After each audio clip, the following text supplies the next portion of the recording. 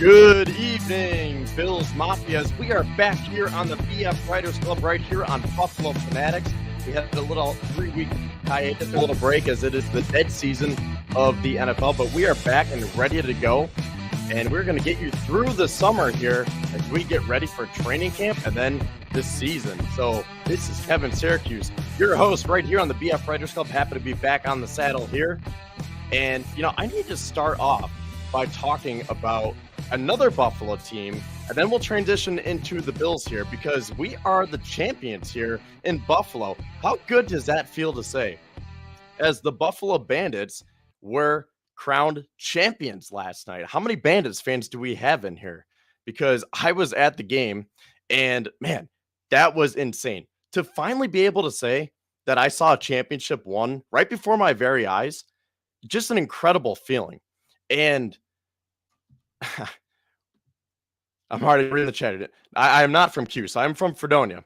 So I drove from Fredonia to the game. And actually, a little side note, as I was getting ready to leave, I saw that the Bills re-signed Ed Oliver.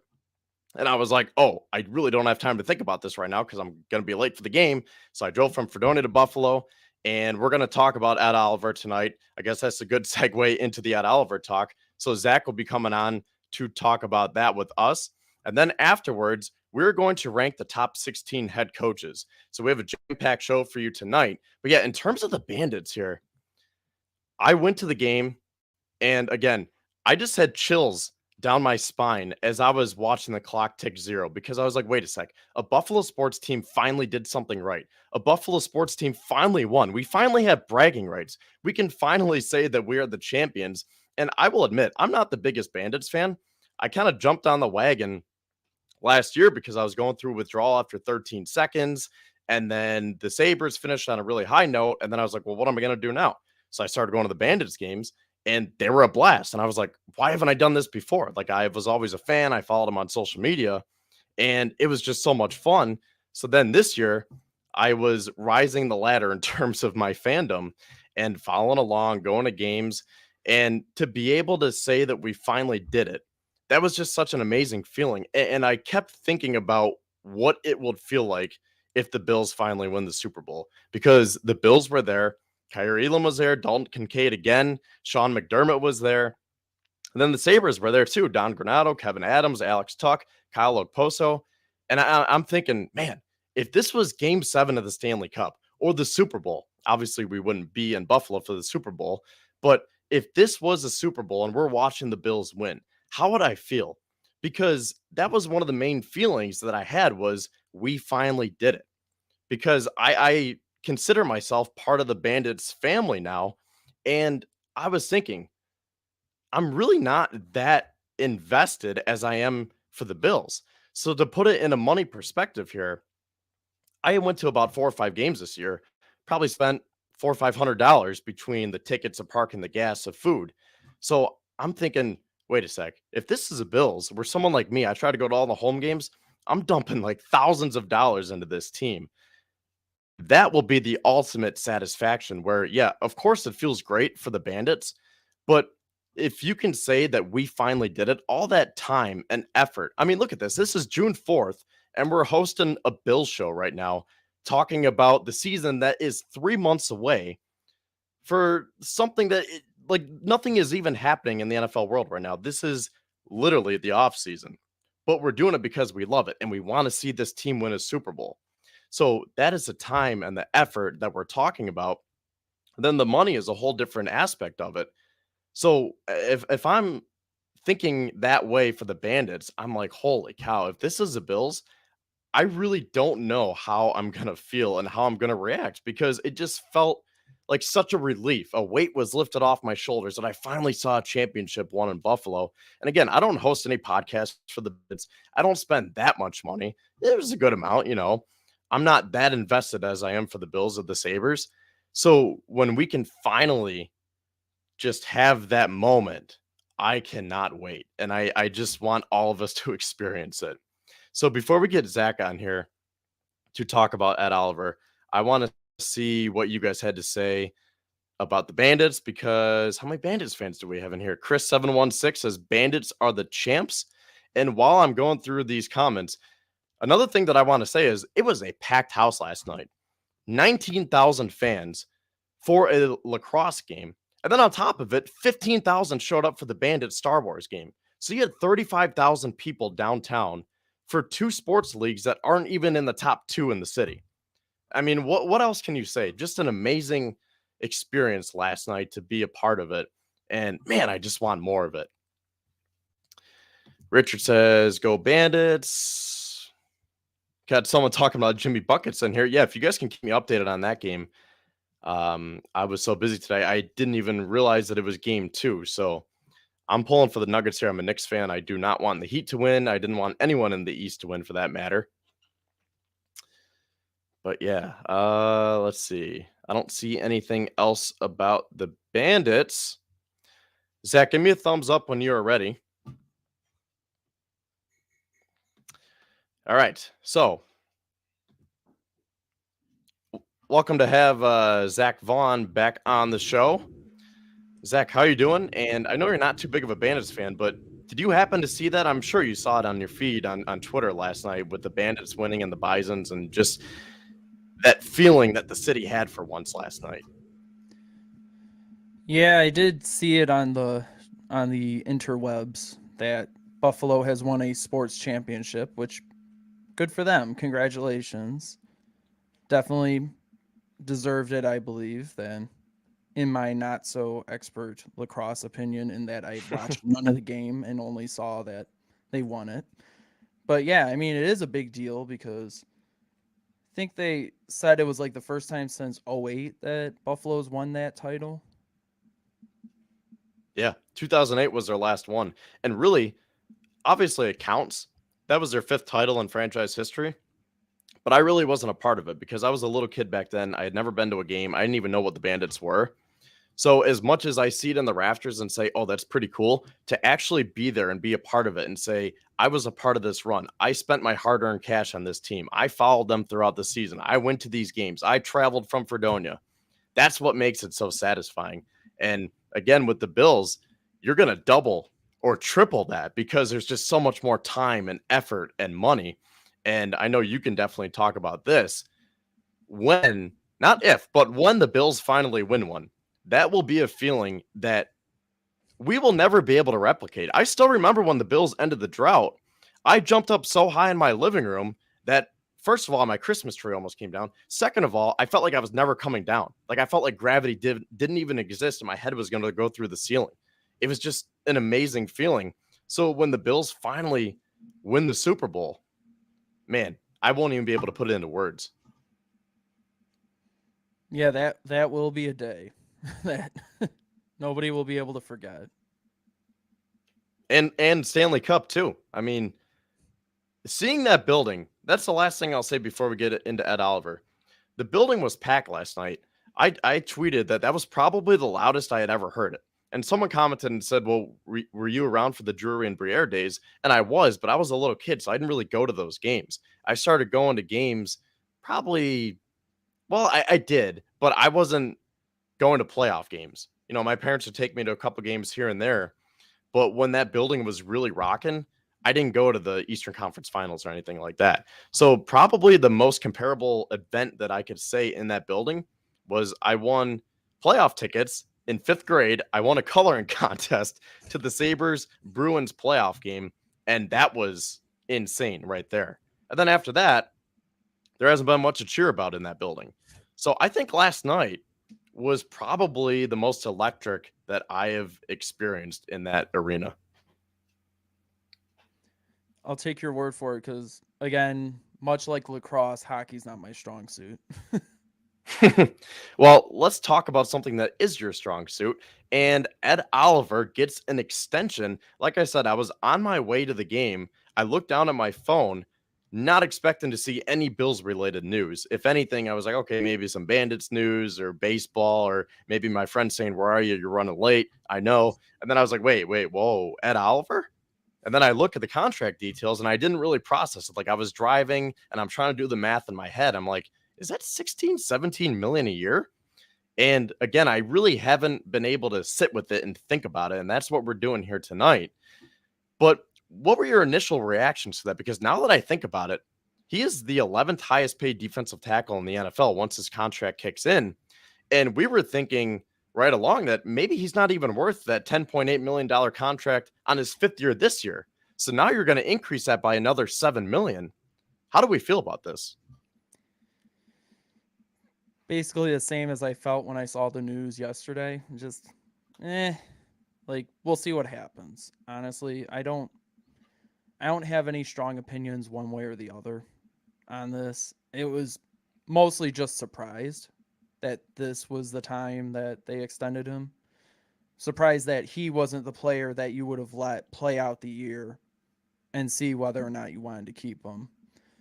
But maybe they just got concerned because they did it that way with Tremaine Edmonds last year. Let him play out the 5th year. Then he got priced out of Buffalo.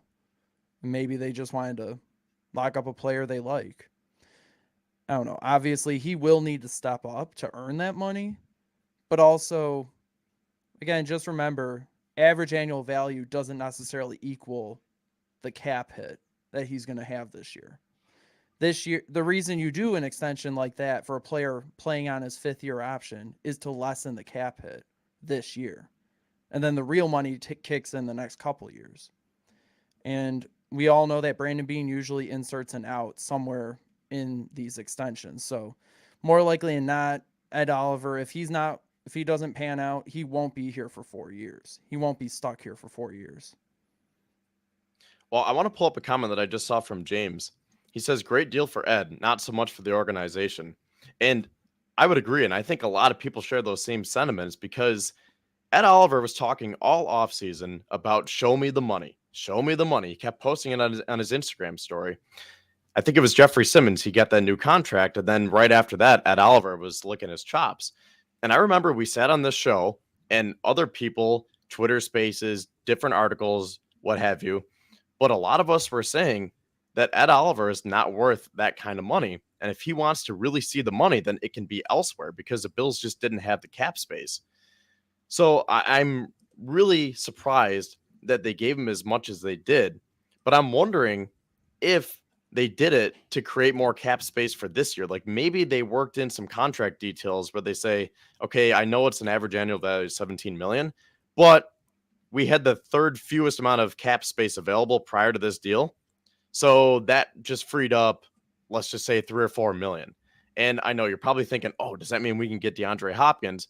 I don't know, maybe. Dalvin Cook, who knows? But I think that there was a reason why they did this. And I agree. Going back to the Tremaine Edmonds aspect, they want to draft, develop, and re-sign, and they did not do that with Edmonds.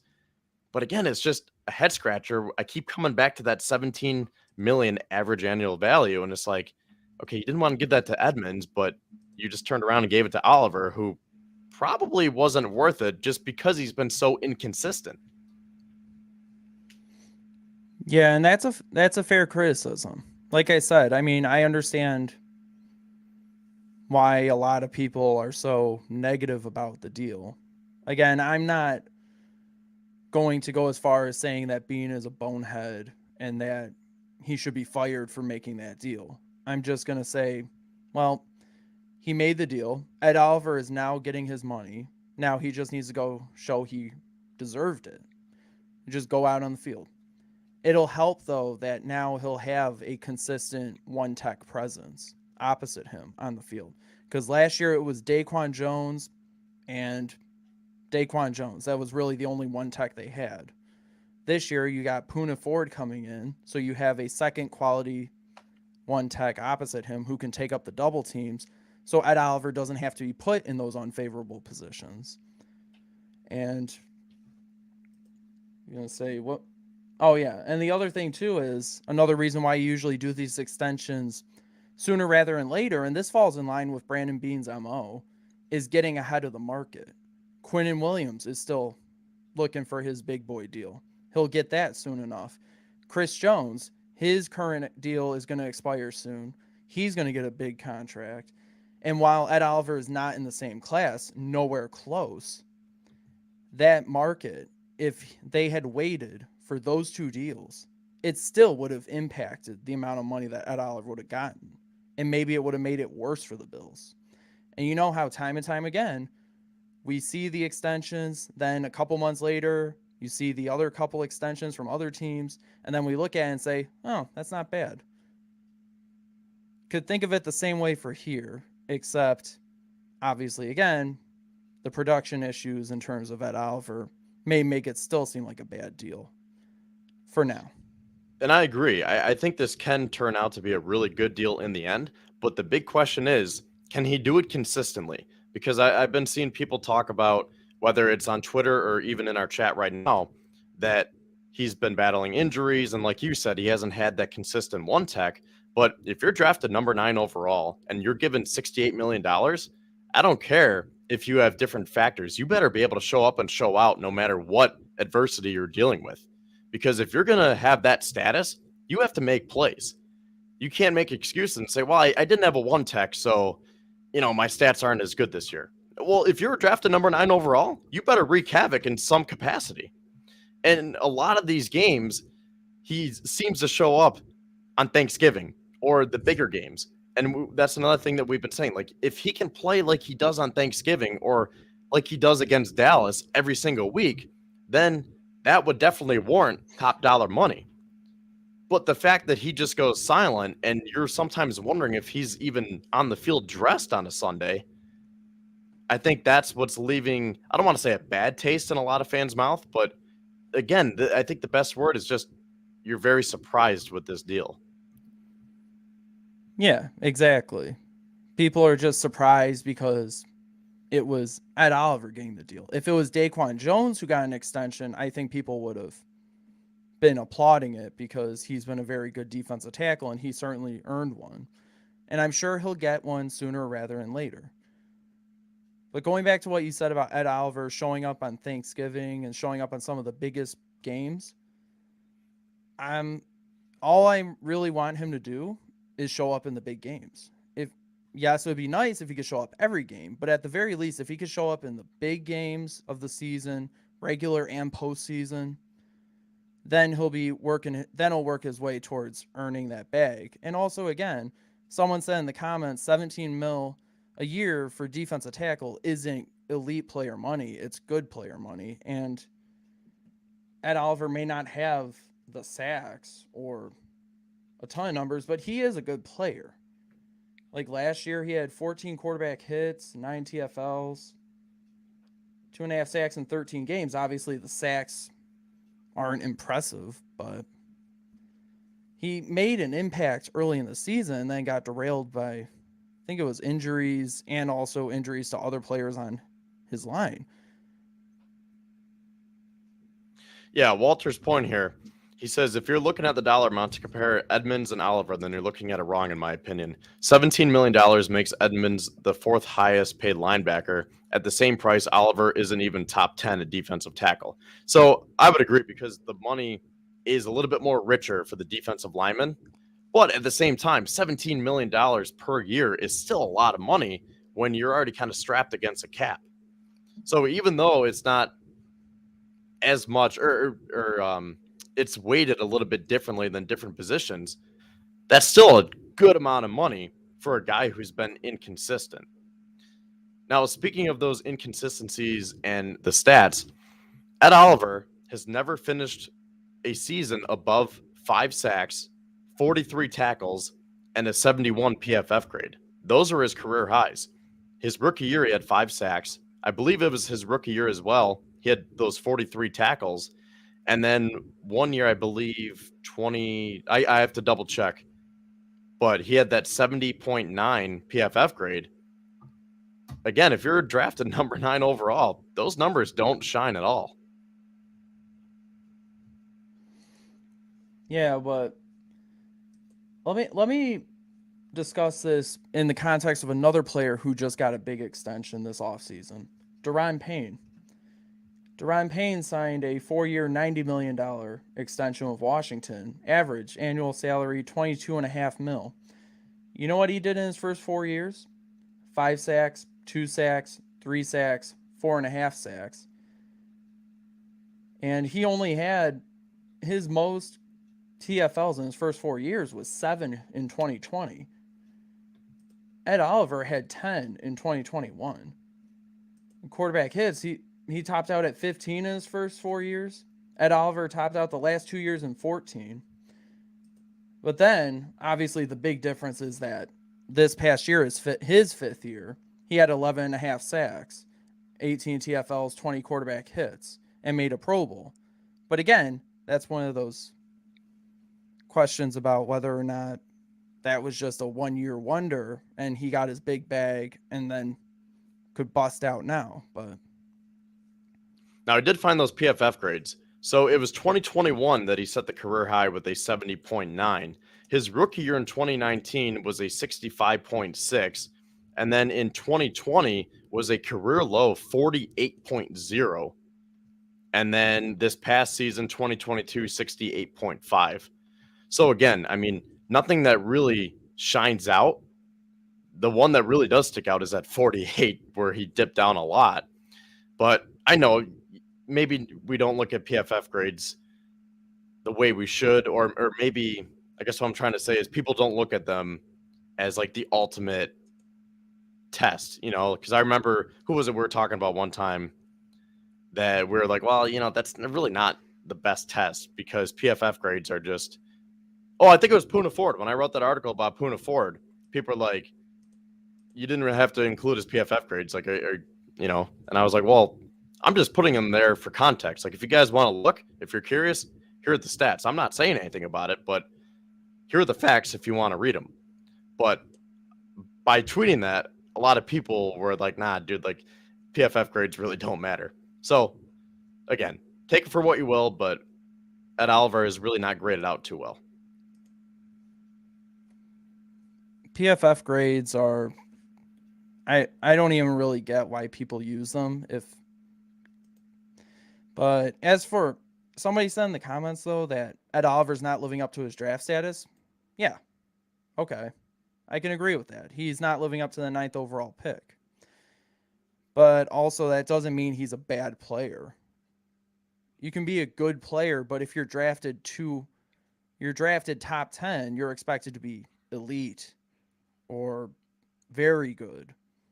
And then that kind of skews some of the expectations. And it didn't help that when Ed Oliver came out, he was being propagated as the next Aaron Donald, which is an unfair comparison for any defensive player. Yeah, that's that's definitely tough when you're compared to one of, if not the best defensive tackle of all time. That's why I said I'll just let him go out on the field and show us that we're wrong about him. Now, another thing that I want to point out here is he is the only defensive tackle that is under contract past this season, correct? Right now, but that doesn't mean that they won't make other moves.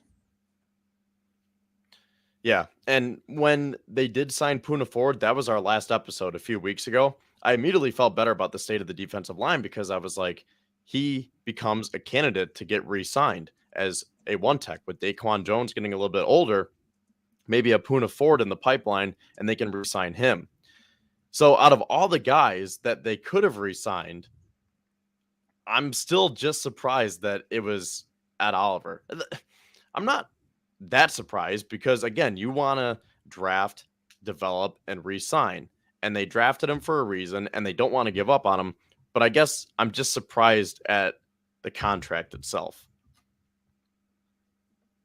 Yeah, I mean, like I said, I was surprised too. Especially just because with everything that happened this offseason, how they were tied up against the cap. But again, I think once the contract details come out, people will start feeling a bit better about it. Now, do you think that they did this for a certain reason? Do you think that there's another, maybe let's just say defensive end, or I don't want to say wide receiver because I don't want to get us all excited about DeAndre Hopkins, but do you think that they did this as motivation to clear up cap space for a specific reason? Or do you think they just did this solely for Ed Oliver and they said, well, we are kind of tight against the cap. Let's give ourselves a little bit of leeway here. We'll make Ed happy. We can help ourselves out. So do you think it was just something in general? Or do you think that there was a specific motive to get this done at the time that they did? I'm assuming it was just in general because Obviously, they like him enough where they felt it was worth keeping him around long term. Because if it was just a specifically clear up cap space for this year move, they probably would have done a shorter term contract. But I think they just wanted to keep him around. And obviously, again, like we mentioned before, and like some have mentioned in the chat, $17 million for a defensive tackle is middle of the pack. It's not top 10, not top 5. So we can relax a little bit on that. Well, I think that will wrap up this conversation. Actually, I just saw one comment here from Mike. I want to touch on this real quick before we get into the rest. Knox way overpaid too. It's time Pagula Rain being in. So looking at it from that perspective, how do we feel that the two guys that got re-signed were Dawson Knox and Ed Oliver, and you have guys like Devin Singletary and Tremaine Edmonds who they let walk? And I think a lot of us could care less about Singletary, and I don't mean care less because we all liked him as a person, but in terms of the running back room, I think we all can kind of see how it's just like a one-year cycle now. You have James Cook, you have Nyheim Hines, so Singletary probably wasn't going to get re-signed. But going back to last offseason, when we were looking ahead and saying, here are the free agents coming up, who are we going to get re-signed? I remember there were a lot of tweets where people were saying, I think I would do Edmonds first. Oh, and Poyer too. Poyer was a big free agent. We can't forget about him. So it was a conversation. Edmonds, Poyer, Oliver, Dawson Knox, Devin Singletary. And now you have Jordan Poyer re-signed, Ed Oliver, Tremaine Edmonds, and Devin Singletary walk. And who was the last? Oh, Knox re-signed last year. Which that could be another conversation because he gave him $52 million just to trade up to draft a tight end. I don't necessarily think that means Knox is overpaid. Dalton Kincaid isn't necessarily just a tight end. He's a guy to help fill the void at slot receiver too. He's been lauded as having great hands. He can play in the slot. He can play on the line. Brings you an extra element to your offense. So no, I don't think that drafting Dalton Kincaid means Dawson Knox is expendable or whatever people want to say. I think that's kind of a different discussion though. But like also it's not Dawson Knox's fault that the offensive line had issues last year and he was being used more as a blocker than in years past. And like at the end of last season, he showed more of what we saw in year 3. So I am confident that Dawson Knox can get back to where he was and is as a player, as a receiving threat this year. So I think we will cap it off right there. And we have Jenna Carlson about to make her BF Writers Club debut. Bryce will be on, and Alex is in the background now as well. So when you guys are ready, let me know. And we are going to rank the top 16 NFL head coaches because Ross Tucker came out with the list. And I believe it was within the last week, maybe 2 weeks. But he had Sean McDermott ranked as the 22nd best head coach. And that is just absurd. So we're going to try to sort this out and put an accurate read on where McDermott should actually be ranked, and 15 other coaches as well. And before I let these guys come on, we definitely want to hear from you guys as well, because I think there are going to be a lot of discussions where we're going to be going back and forth, and maybe some of us might be outnumbered. So I want to go to the chat and see what you guys think, because you might say, holy cow, how can you put so-and-so here? How can you have him there? So this is one big collective ranking here that we're going to come up with the list live on the air here. So Jenna, Bryce, and Alex, let me know when you guys are ready. All right. I got Bryce and Jenna. I don't know where Alex is, but we got these 4 for now. So guys, how you doing? Jenna, welcome to the BF Writers Club. Thank you. How are you too? And Bryce. Doing pretty good. Watching the Heat game right now, watching them get absolutely obliterated. Good. I mean, Wait, what's the score now? It's 69-66. Denver is up. 7:29 left in the third quarter. No, that's closer than he made it sound. Well, I mean, the scoreboard is making it seem better than it actually is. No, I didn't know that you were a Heat fan. Yeah, I've been a Heat fan for, I would say, pretty much a decade now. Oh, do you jump on the wagon when LeBron went there? Yeah, I was a huge LeBron fan when I was, really young, so I just followed him there and stuck with the Heat ever since. Well, as you've heard me say before, I'm a Knicks fan, so you guys beat us. Okay, I so thought you were going to beat us. If it got to game 6, game 7, I thought you were going to win. the one thing I'll say about that is Jalen Brunson was the only guy that stepped up. Everyone else just went to sleep. So we don't need to talk about that anymore. Before we get into the NFL rankings here, the head coaching rankings, what do you guys think about the Ed Oliver news? I'm kind of neutral on it. I want to wait until we get to the end of the season, see how that pans out. Bryce, how do you feel?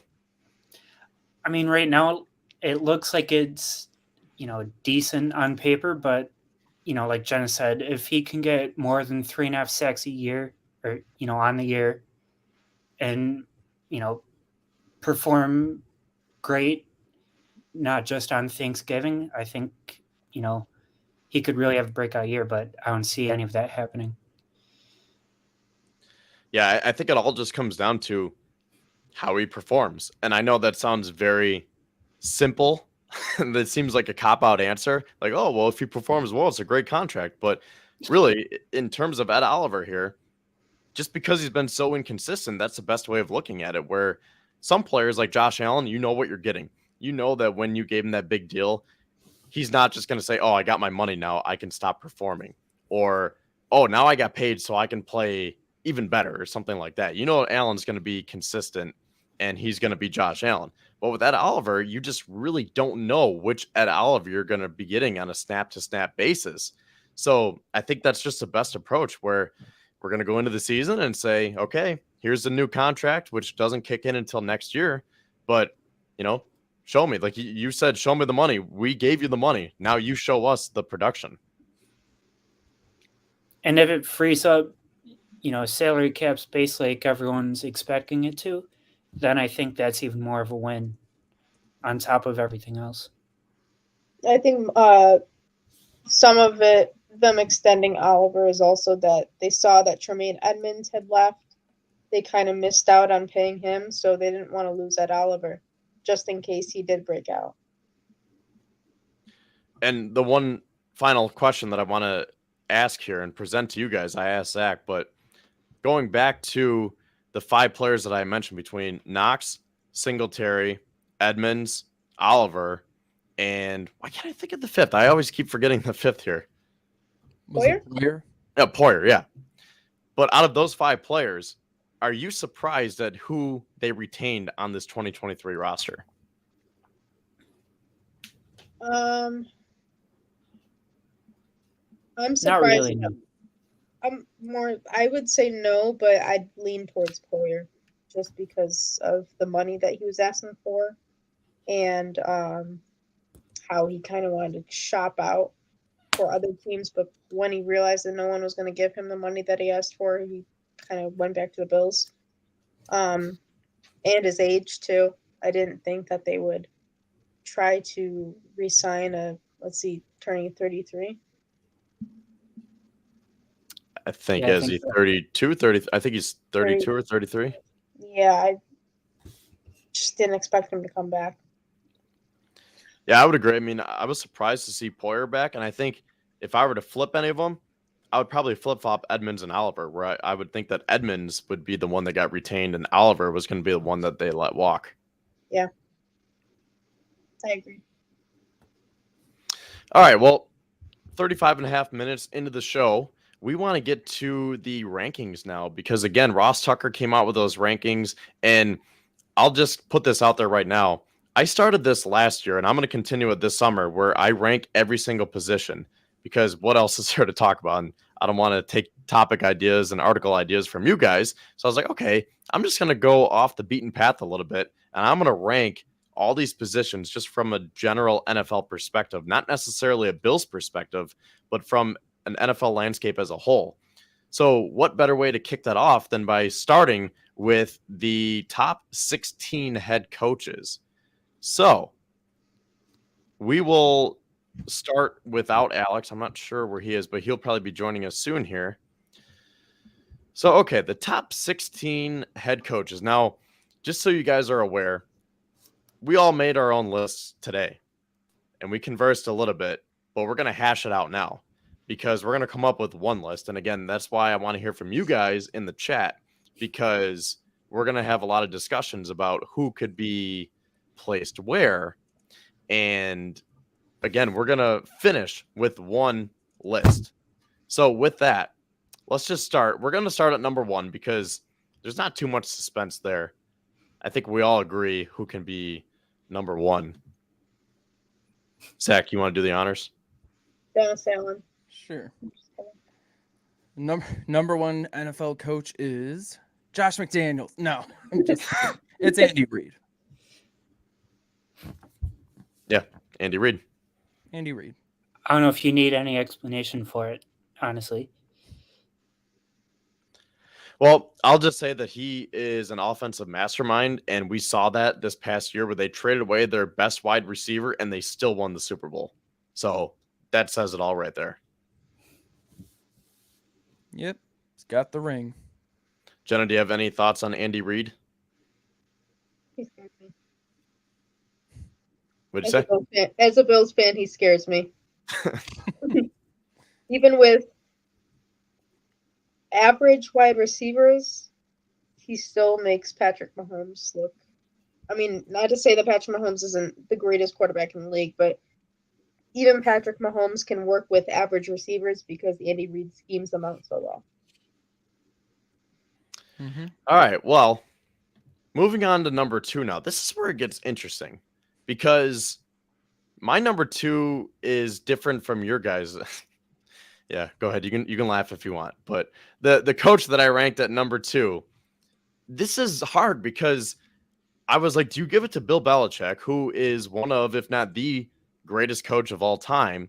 But then you look and say, I think he's really out of touch. He's outdated. He doesn't really know how to run a football team anymore. They drafted a punter and a kicker.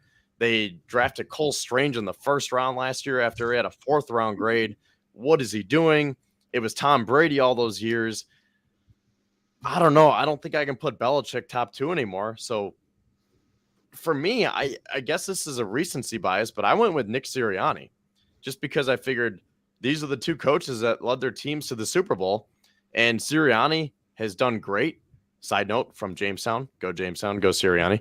But yeah, I mean, I started my list with the 2 coaches that led their teams to the Super Bowls because I think both coaches could do the same exact thing this year. I mean, I can understand why you would pick Sirianni too. Obviously, yeah, he was a Super Bowl runner-up this year. So it makes sense that heading into 2023, you would have him as the 2nd best coach in the league. Personally, I went a little bit different, and it's more so because, not just because of what they've done lately, but also just what they did the year before. I went Zach Taylor, number 2. Because Zach Taylor, number 2. Yeah, obviously his first 2 years were rough, but it's because he had Andy Dalton at the back end of his interesting career. And obviously everything changed when he got Joe Burrow, when he got Jamar Chase, T. Higgins, loaded up on offense. They made deep playoff runs each of the last 2 years. They are very serious contenders. And that's why I was not afraid to put him at number 2. I mean, I'll give him his roses. He definitely deserves to be anywhere in the top 5. I put him at 2. Sirianni does make a lot of sense, though. Yeah, I had Zach what do you Taylor. think? I had Zach Taylor at 2 for the same reasons that Zach put. Nick Sirianni, I personally am not the biggest fan of him, like his character. I think he acts like a little frat boy sometimes. But it does make sense putting him at 2 because he was just in the Super Bowl. But I do say that he does have a very talented roster to work with. And like we had said in our messages earlier, that just because he has a talented roster doesn't mean he can't have an effect on it. But I would personally push him down the list a little bit because of that. See, and that's what makes it tough too, because you have to think about the rosters that these coaches are working with, where you take another coach, like let's just put, I don't know, first coach off the top of my head, John Harbaugh, flip him and Sirianni. Do you get the same results, you know? Or someone at the bottom of the barrel where let's just take Matt Eberflus and give him a really good quarterback. Can he be a really good coach? Now, maybe that's not the best example because we have a small sample size with Eberflus, but you get the point where it's just kind of hard based on the rosters that these guys are working with and the quarterbacks too. Yeah, and also the Eagles had a really easy schedule last year. They were up at 11 wins for a majority of or 11-0 for a majority of the season. I believe. Don't quote me on that. But they were also traversing through a very easy conference too. So Bryce, who do you have at number 2? At number 2, I have Kyle Shanahan. I don't Really? may come as a surprise, but the way that team performed last year, going from Trey Lance to Jimmy Garoppolo to Brock Purdy, and how well Purdy and the Niners performed throughout the season, I thought Shanahan deserved a lot of credit for. And then going to Josh Johnson in the playoffs, obviously they lost, but Shanahan still looked really good going through 5 or 6 different quarterbacks last year. I was not expecting to hear his name that early, but I mean, I understand where you're coming from. Okay, so I want to hear from you guys in the chat. What do you guys think? I have Sirianni number 2. Bryce has Kyle Shanahan, and then Jenna and Zach each say Zach Taylor. Looks like we have a Bengals fan in here, ironically enough. So, I mean, right now, Alex isn't in here to try to balance this out. So right now, I guess we'd have to give it to Zach Taylor. But again, I want to hear from you guys before we just crown Zach Taylor as the second best head coach heading into the 2023 season. Now, while we're waiting to hear from people in the chat, okay, Tommy says Zach Taylor is his number 2 as well. Now, while we wait to hear on more responses here, these are some guys that I had coming up, so I'm just going to put them out there right now. Mike Tomlin, Pete Carroll, John Harbaugh. Where do we have them ranked? We might as well just get into it right now, because could someone like Mike Tomlin, who's never had a losing season, no matter his quarterback, no matter his running back, offensive line, defense, whatever, he finds a way to get it done. And that doesn't mean that they're Super Bowl contenders every year, but they at least can have a winning record and make the playoffs just about every season. So should Tomlin be number 2? I had Tomlin at number 3 because I think he's Mr. Consistency. Yeah, I Mike have Tomlin. Tomlin at 6. I also had Mike Tomlin at 6. Obviously, like you said, he's never had a losing season. His teams are always in the mix or in the playoffs. And he is one of the best coaches we've seen since 2000. However, the team right now just isn't as good as some of his past teams. Kenny Pickett is nowhere close to as good as prime Ben Roethlisberger. And that's the reason why I put him a little lower, but still in the top 10. Well, I have Tomlin at 3. So, I mean, I'll just say 2, 3, and 4 right now. I had, obviously, Andy Reid, number 1, Sirianni 2, Tomlin 3, and then Pete Carroll 4. Is Pete Carroll someone who could be number 2? I feel like that's a little bit too high for him, but Yeah, considering the fact that Definitely. he built up all those teams with the Legion of Boom, and then somehow he got Geno Smith to be insanely good this year. Maybe shouldn't be that high the way I say it, but the fact that he took his team to the playoffs last year, I think he's definitely a top 5 head coach, right? And you look at his Super Bowl runs as well. Yeah, I had it on my list. I had him at the tail end of 10, like the tail end of the last 5 of the top 10. But there is an argument to have him in the top 5 based on how how his teams have been in the past 10 years. What do you guys think? Yeah, I don't have him in my top 10.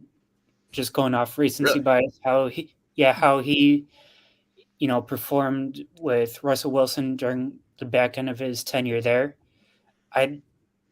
He made Geno Smith look great and all that, but it's pretty much, what have you done for me recently? You haven't won a Super Bowl.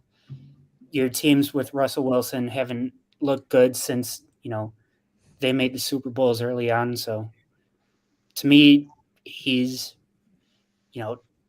back end, closer to 16. Zach, where do you have him? I put him near the tail end of the top 10 because, again, like, Pete Carroll's been around a long time. He's had success in this league. Obviously, the end of Russell Wilson's tenure was Bad. messy to you. Yeah, it was bad. But also, like, Bryce had already said it, but I want to use this as spin this around. He made Geno Smith relevant. He gave Geno Smith the opportunity to be a starting QB. And in what was supposed to be a tank year, because they got all those draft picks from Denver for Russell Wilson, they were supposed to be tanking. They were supposed to be bad. They went and made the playoffs and still ended up with a top 10 pick courtesy of Denver. So, and they still have their great playmakers in DK Metcalf, Tyler Lockett, Kenny Walker has a bright future. They drafted Zach Charbonnet, who could be a good RB2 for them. I mean, I won't be the guy making the case Pete Carroll should be top 5, but I think top 10, somewhere between like 7 and 10 would be warranted. I guess I'm the one that's going to make him a top 5 head coach then. I just think that he has a resume, and just the fact that, like you said, not only did he take Seattle to the playoffs last year, he said that Geno Smith was going to be the starter when everyone was doubting them, saying, "You're really going into the season with Geno Smith and Drew Lock as your quarterbacks?" Pete Carroll said, "Hell yeah, I am." And then he still took them to the playoffs. So I think he is a top 5 head coach. And I think that he's someone who hasn't let the game slip away from him. Someone like Bill Belichick, as great as he used to be and probably still is, you can tell that he is more of that old-fashioned head coach, and he's not up with the times. But I think Pete Carroll has done a good job of maintaining his age and staying relevant to what's going on in today's landscape. Yeah, I think we should just go ahead and give our number 3s right now, because I see a couple people in the chats are getting, I think, maybe getting a little confused at where we're going with our discussion. Because we haven't put Pete Carroll at number 3. We haven't put him at number 3. We really haven't put anyone at number 2.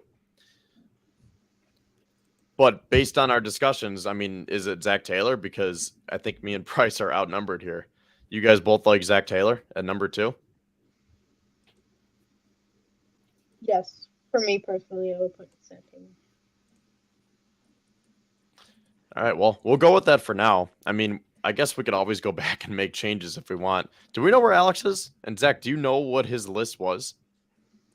He's probably still getting rated right now. Getting what? Getting rated right now. What am I missing here?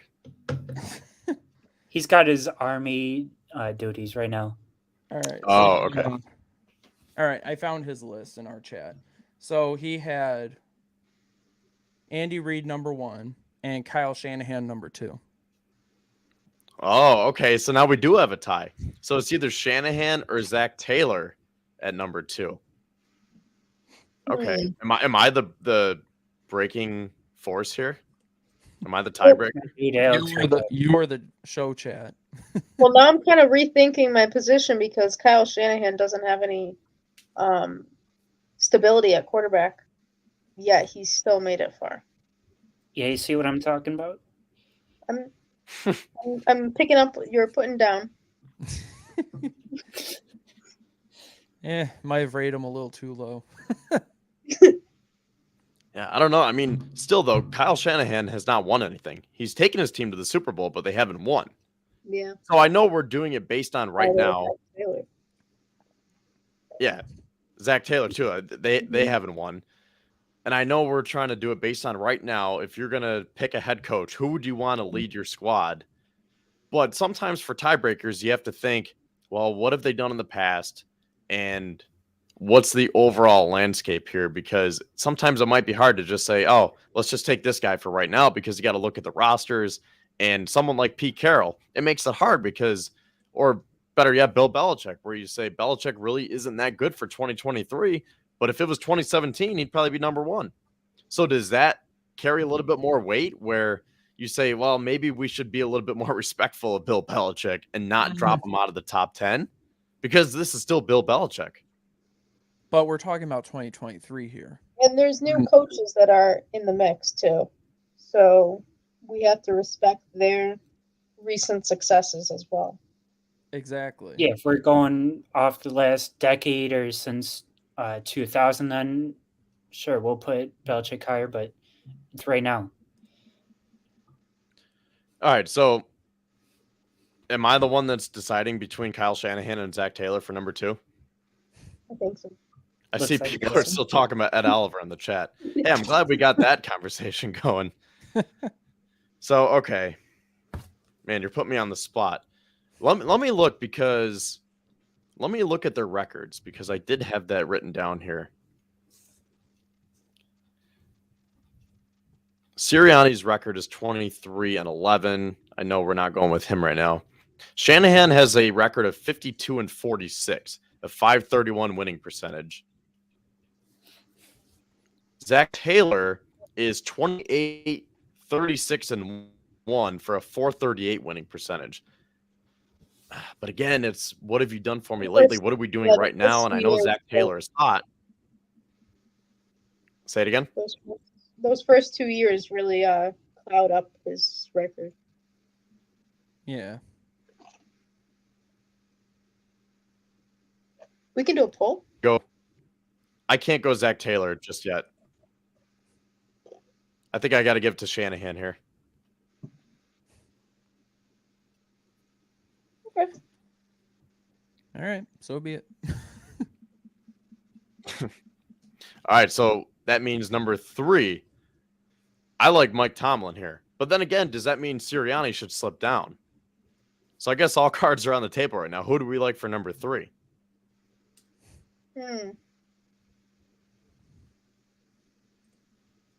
At 3, I have Zach Taylor.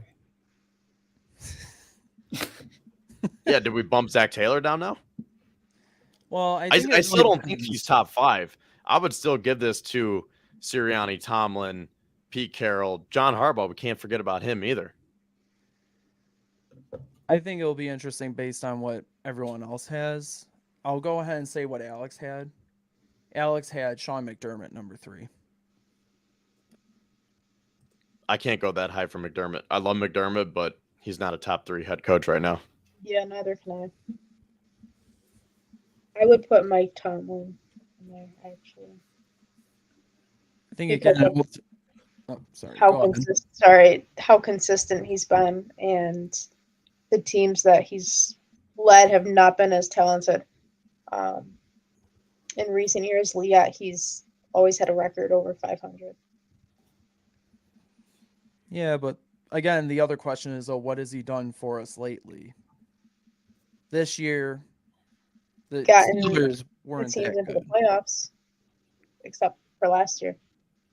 Yeah, that is true. I mean, they did get into the playoffs in Big Ben's swan song, which was arguably an atrocious year for them. They still found a way to get a winning record and sneak in there. But also last year was another year where somehow they got a winning record despite relatively subpar quarterback play. But Zach, who do you like here at number 3? because we're talking about what has been done for us lately, I'm going to say Sean McDermott as well. Number McDermott? 3. Yeah, playoffs, 3 consecutive AFC East champions. What has he done for us lately? 3 4 straight consecutive playoff losses. AFC East titles. Are we 5 happy with playoff AFC East appearances in titles? 6 years, 4 consecutive. You got to make it into the playoffs in order to try to get to the Super Bowl. I mean, Zach Taylor's taken his team to the AFC Championship twice and the Super Bowl. People are just hating on McDermott mostly because for some reason they just can't live with consistent success. It's not hate. I mean, it's just being truthful that he hasn't led his team past the AFC Championship. And 13 seconds is a huge, huge debacle that is going negatively against McDermott. Was that on McDermott or Frazier, though? Yeah, was that on Because McDermott? Frazier did have Frazier, that special defense. teams. Was it on Tyler Bass? Was it on Heath Farwell? But at the end of the day, McDermott's a head coach leading the squad, and you got to take responsibility as a head coach. That's his team.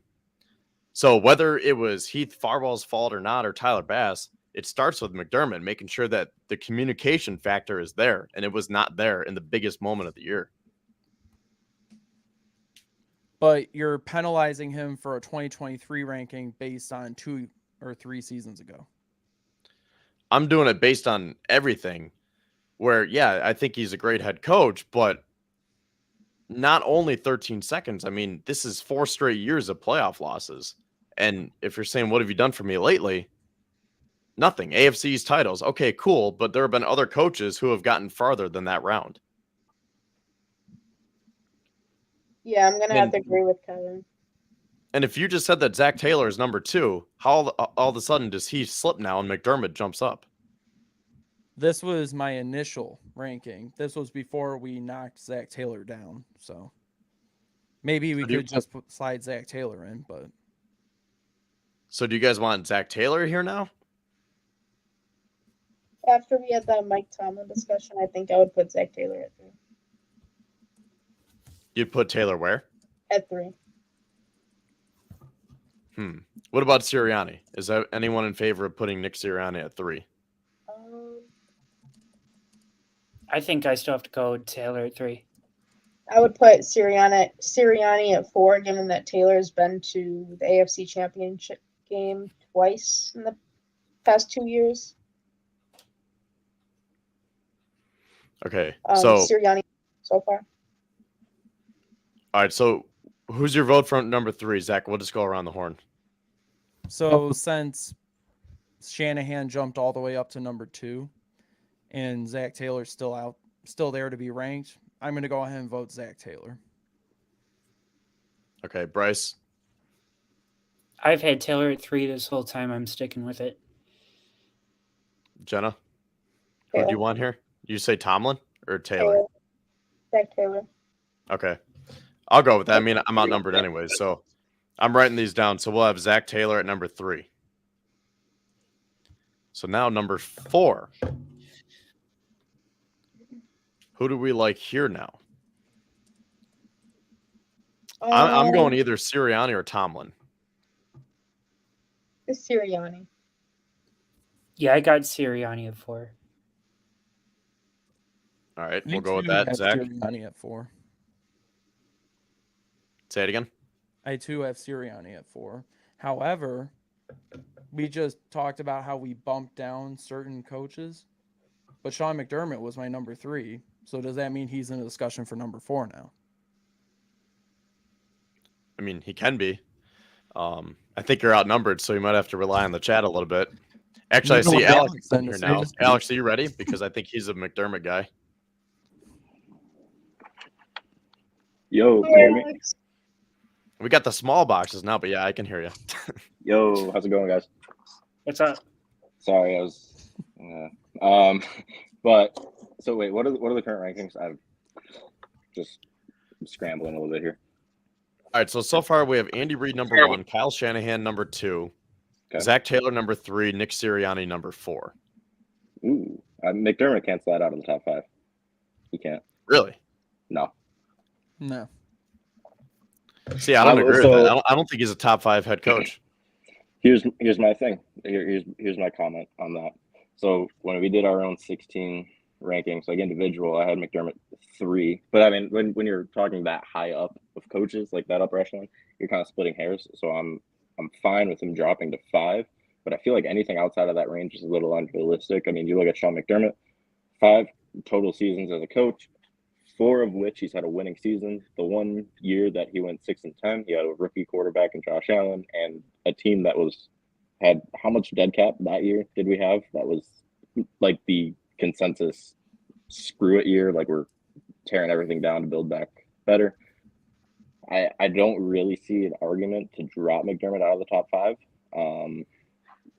So I'm going to push hard for him at 5 here.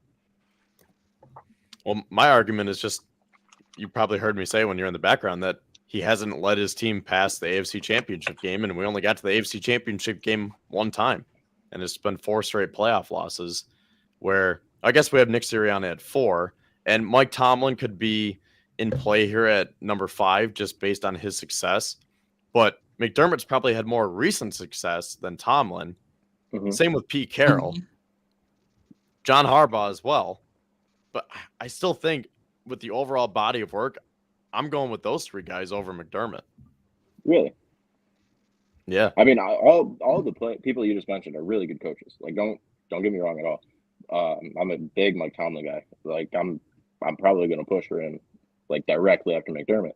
But I can't see a world where it's a consensus that Mike Tomlin's a better head coach than Sean McDermott right now. Exactly. I can't see that. He's great in his own right. I'm a huge Mike Tomlin fan, like I said, but Sean McDermott, I think, is above him as it stands right now. I think that McDermott has issues, and I've been critical of Sean McDermott over the last few years, especially in regards to playoff time. Obviously, the whole Kansas City thing happened, but I think that if you look throughout every single coach's resume, Andy Reid included, who was my number 1 coach as well, there are blunders like that on almost every single player or coach's resume because that just comes with the nature of NFL. Shit happens. I'm sorry to swear, but it's like that's how it is.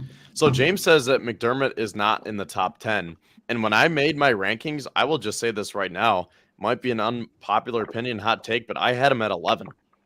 Just because I think the pedigrees of the other coaches that I had ahead of him outweigh McDermott, where, again, I love McDermott. I think he's done a great job with Buffalo, establishing the culture and getting them division champs and getting them to the playoffs every year, but the job's not done yet. And a lot of the guys that I had ranked ahead of him have either taken their team to the Super Bowl or won the Super Bowl. Okay. And that's- Go Go ahead. ahead, Dick. No, go ahead. And that's why it's understandable why I was willing to give up the fight on McDermott at number 3 because Zach Taylor made the Super Bowl, made AFC Championship games. Sean McDermott did make an AFC Championship game. Just because he didn't advance beyond there doesn't mean he doesn't belong in the conversation. Just because people are emotional about last year's playoffs. Yeah. I mean, I think that I think it should how's the best way to word this?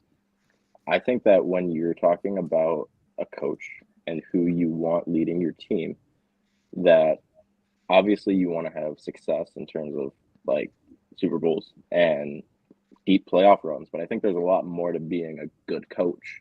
And that's what this conversation is about, is who you want leading your team. I mean, look at the Damar Hamlin situation.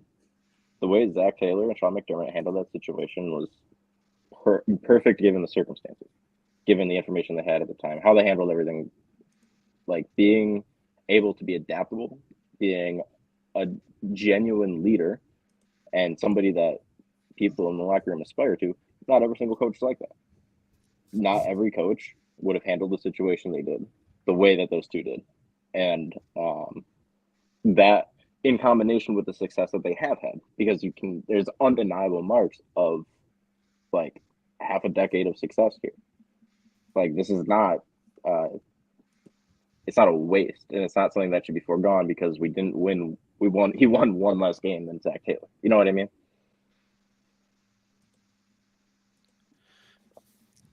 Let's see. I'm trying to find this comment here. Actually, a couple. Mark says it's been a letdown 3 years in a row. And yeah, that's another part of it too. Where again, we're trying to do this based on 2023.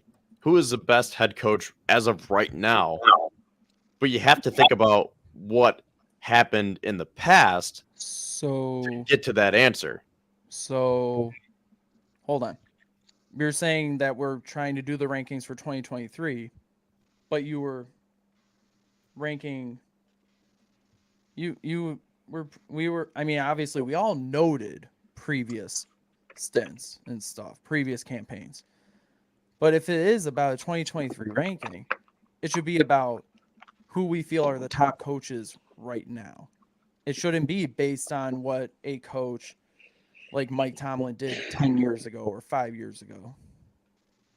But at the same time, how would you be able to make a list if you can't think about anything that's happened in the past? Because in that case, you could just say, oh, I'm going to put McDermott at number 1 because everyone's on the same playing field right now.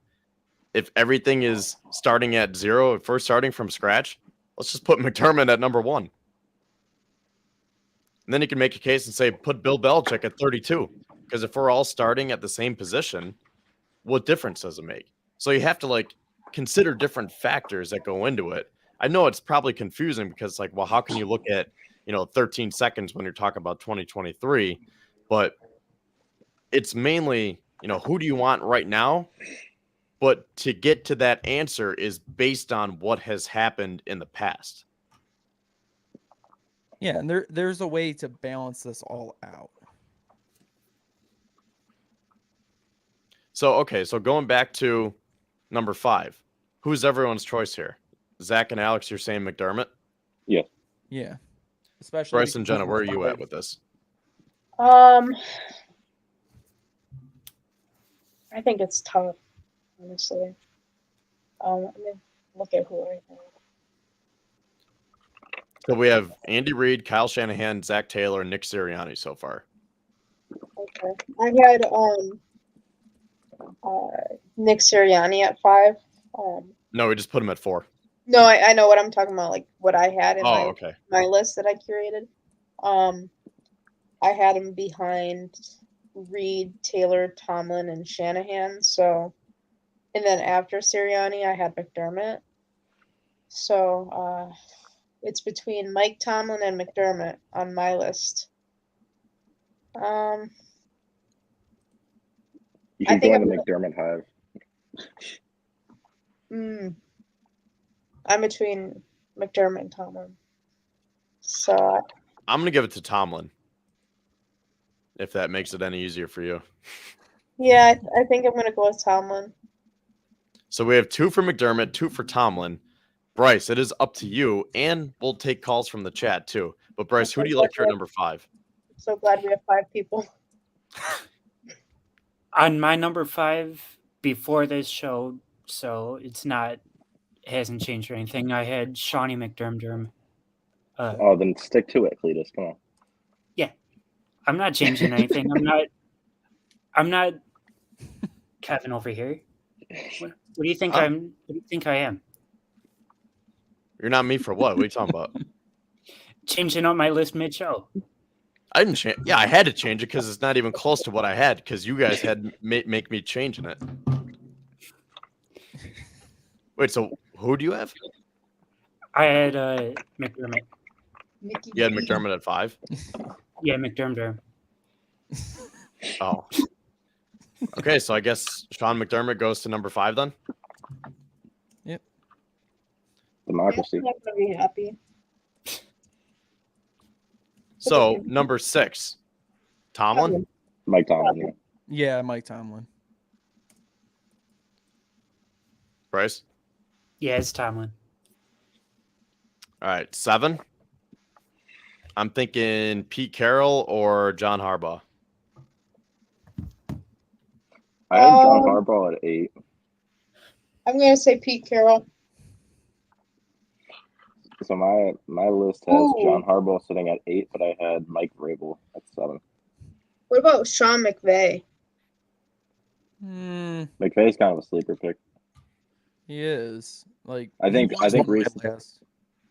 I think recency bias will kind of lead you away from Sean McVay, but Yeah. I think we need to remember the fact that he was leading a really top-heavy Rams team that lost all of their good players pretty early on in the season.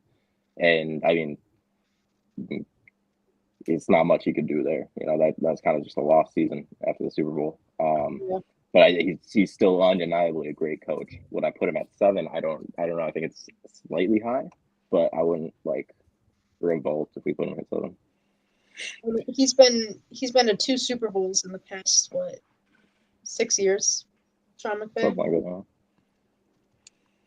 Yeah, he is a good coach, and he was one of my last few decisions I had to make for my ranking. That was with Jared Goff too. That is true. The first one was with Jared Goff, and then they won one with Matt Stafford. And obviously, it helps when you got a good offensive mastermind like Sean McVay, and you get good pieces in your offense. Cooper Kupp, Matt Stafford. I mean, ultimately, I didn't have him in my top 10, and it was sort of recency bias. It was because of that Super Bowl hangover. Obviously, it's not his fault that the players got injured, but heading into this season, he did take a little bit of a dive down my ranking. As for number 7, I had John Harbaugh, but funny enough, I did have Pete Carroll right behind him at number 8, so I'm good with either one. Well, I had Pete Carroll right after Mike Tomlin. So, in case Bryce is trying to double check me again, I'm going to say right now Pete Carroll was right behind Mike Tomlin. So, I'm going Pete Carroll at number 7. Yeah, mine is Harbaugh. Wait, so we have 2 Harbaughs. And who'd you say, Zach and Jenna? I said Harbaugh. I need a last minute think. Well, I guess we're kind of outnumbered anyways, so. The Harbaugh hive is strong here. So 3 votes for John Harbaugh? All right. Yeah, I guess we'll have to go with Harbaugh then. Okay, so does that mean Pete Carroll at 8? Yep, that's who I had. Sure. I had Dan Campbell at 8. Dan Campbell at 8. Ooh. Yeah. Bryce, the main reason we're doing this show is because of that one guy. I forget his name, but that guy who put McDermott at 22. Who was that? Ross Tucker. Ross Tucker. You're pulling a Ross Tucker there with Dan Campbell that high. That's all you're doing. I respect it. Get your clicks up, buddy. But that's not true. That's not true. I would have a few higher than Dan Campbell. Then. Yeah, I figured I'd be alone on this one, but. Well, I have Pete Carroll here at 8. Would we agree with Carroll? Yeah, probably Carroll, because since we were. Yeah. I'm fine with Pete Carroll. Carroll works if you guys don't have some fun with me. So. Well, I'm gonna throw out a name here. Bill Belichick. We're not even mentioning his name. Listen, dog. I tried my hardest when I was doing my list to keep Bill Belichick out of the top 10, and I couldn't do it. However, I do have a few comments about Billy Boy. Somebody Google his record without Tom Brady, and it's like sub 500. It's atrocious. It is terrible. And I mean, he's a defensive genius. Like, he's one of the best, if not the best, defensive minds the NFL has seen.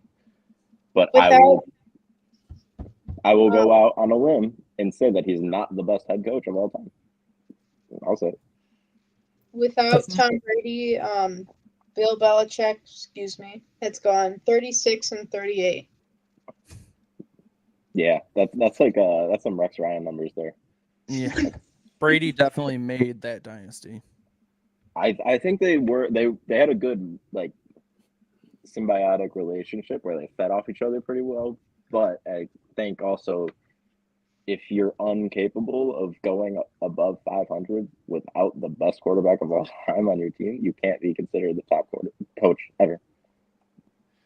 That's He's true. the most decorated coach. Most decorated Yes. coach, definitely. Yeah, the most decorated. Best? No, not at all. I would say Don Shula probably still holds that title. And he was before my time. I could agree with that. Okay, so going back to number 8, I guess Bill Belichick is out of the picture. So Pete Carroll at 8. I'm sure. Yeah. Yeah. All right, so number 9. Let me pull up my list here because I feel like we're forgetting someone. Well, I had Shanahan at 8. We already took care of him. Zach Taylor, I had him at 9. Okay, I'm going to throw 2 names out there. The 2 Seans, Sean Payton, Sean McVay.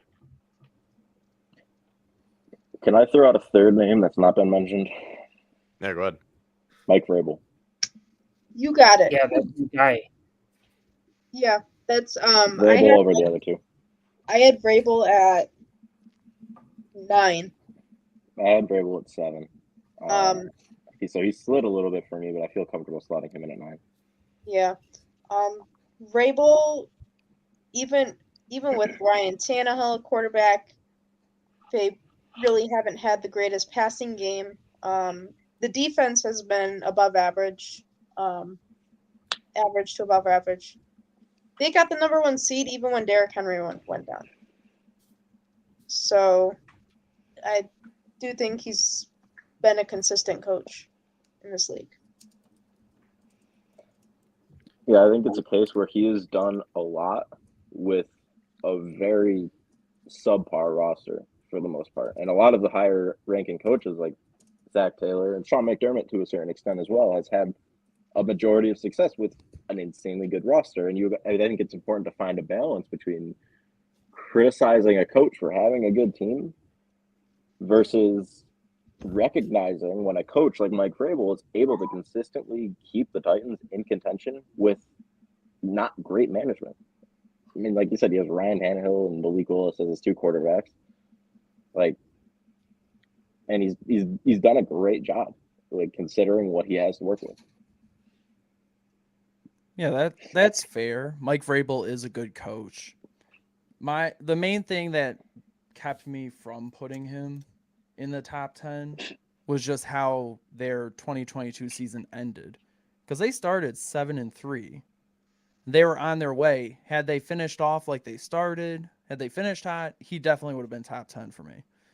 But they went 0-7 the rest of the way. They fell flat. That's why he sort of fell out of the ranking as it pertains to heading into 2023. Now, I kind of went a little... Could think of it as a bit of a curveball. I put Doug Peterson at number 9. Again, based on how he came in last year. Had to overhaul that wretched culture left behind by Urban Meyer. And then, after a 3-7 start, got hot, went 7-2, including the playoffs, made the playoffs, gave the Chiefs a run for their money. He unlocked Trevor Lawrence. Trevor Lawrence showed that potential that he showed in college. He returned to that form. ETN became one of the best running backs last year. And he made Christian Kirk look like a wide receiver 1 and got meaningful contributions from Evan Ingram and, hold on, let me double check notes. Zay Jones? You know? I obviously, I probably went a little too high on it, but again, I was thinking more towards what have you done for me lately? And that's what he did for Jacksonville lately.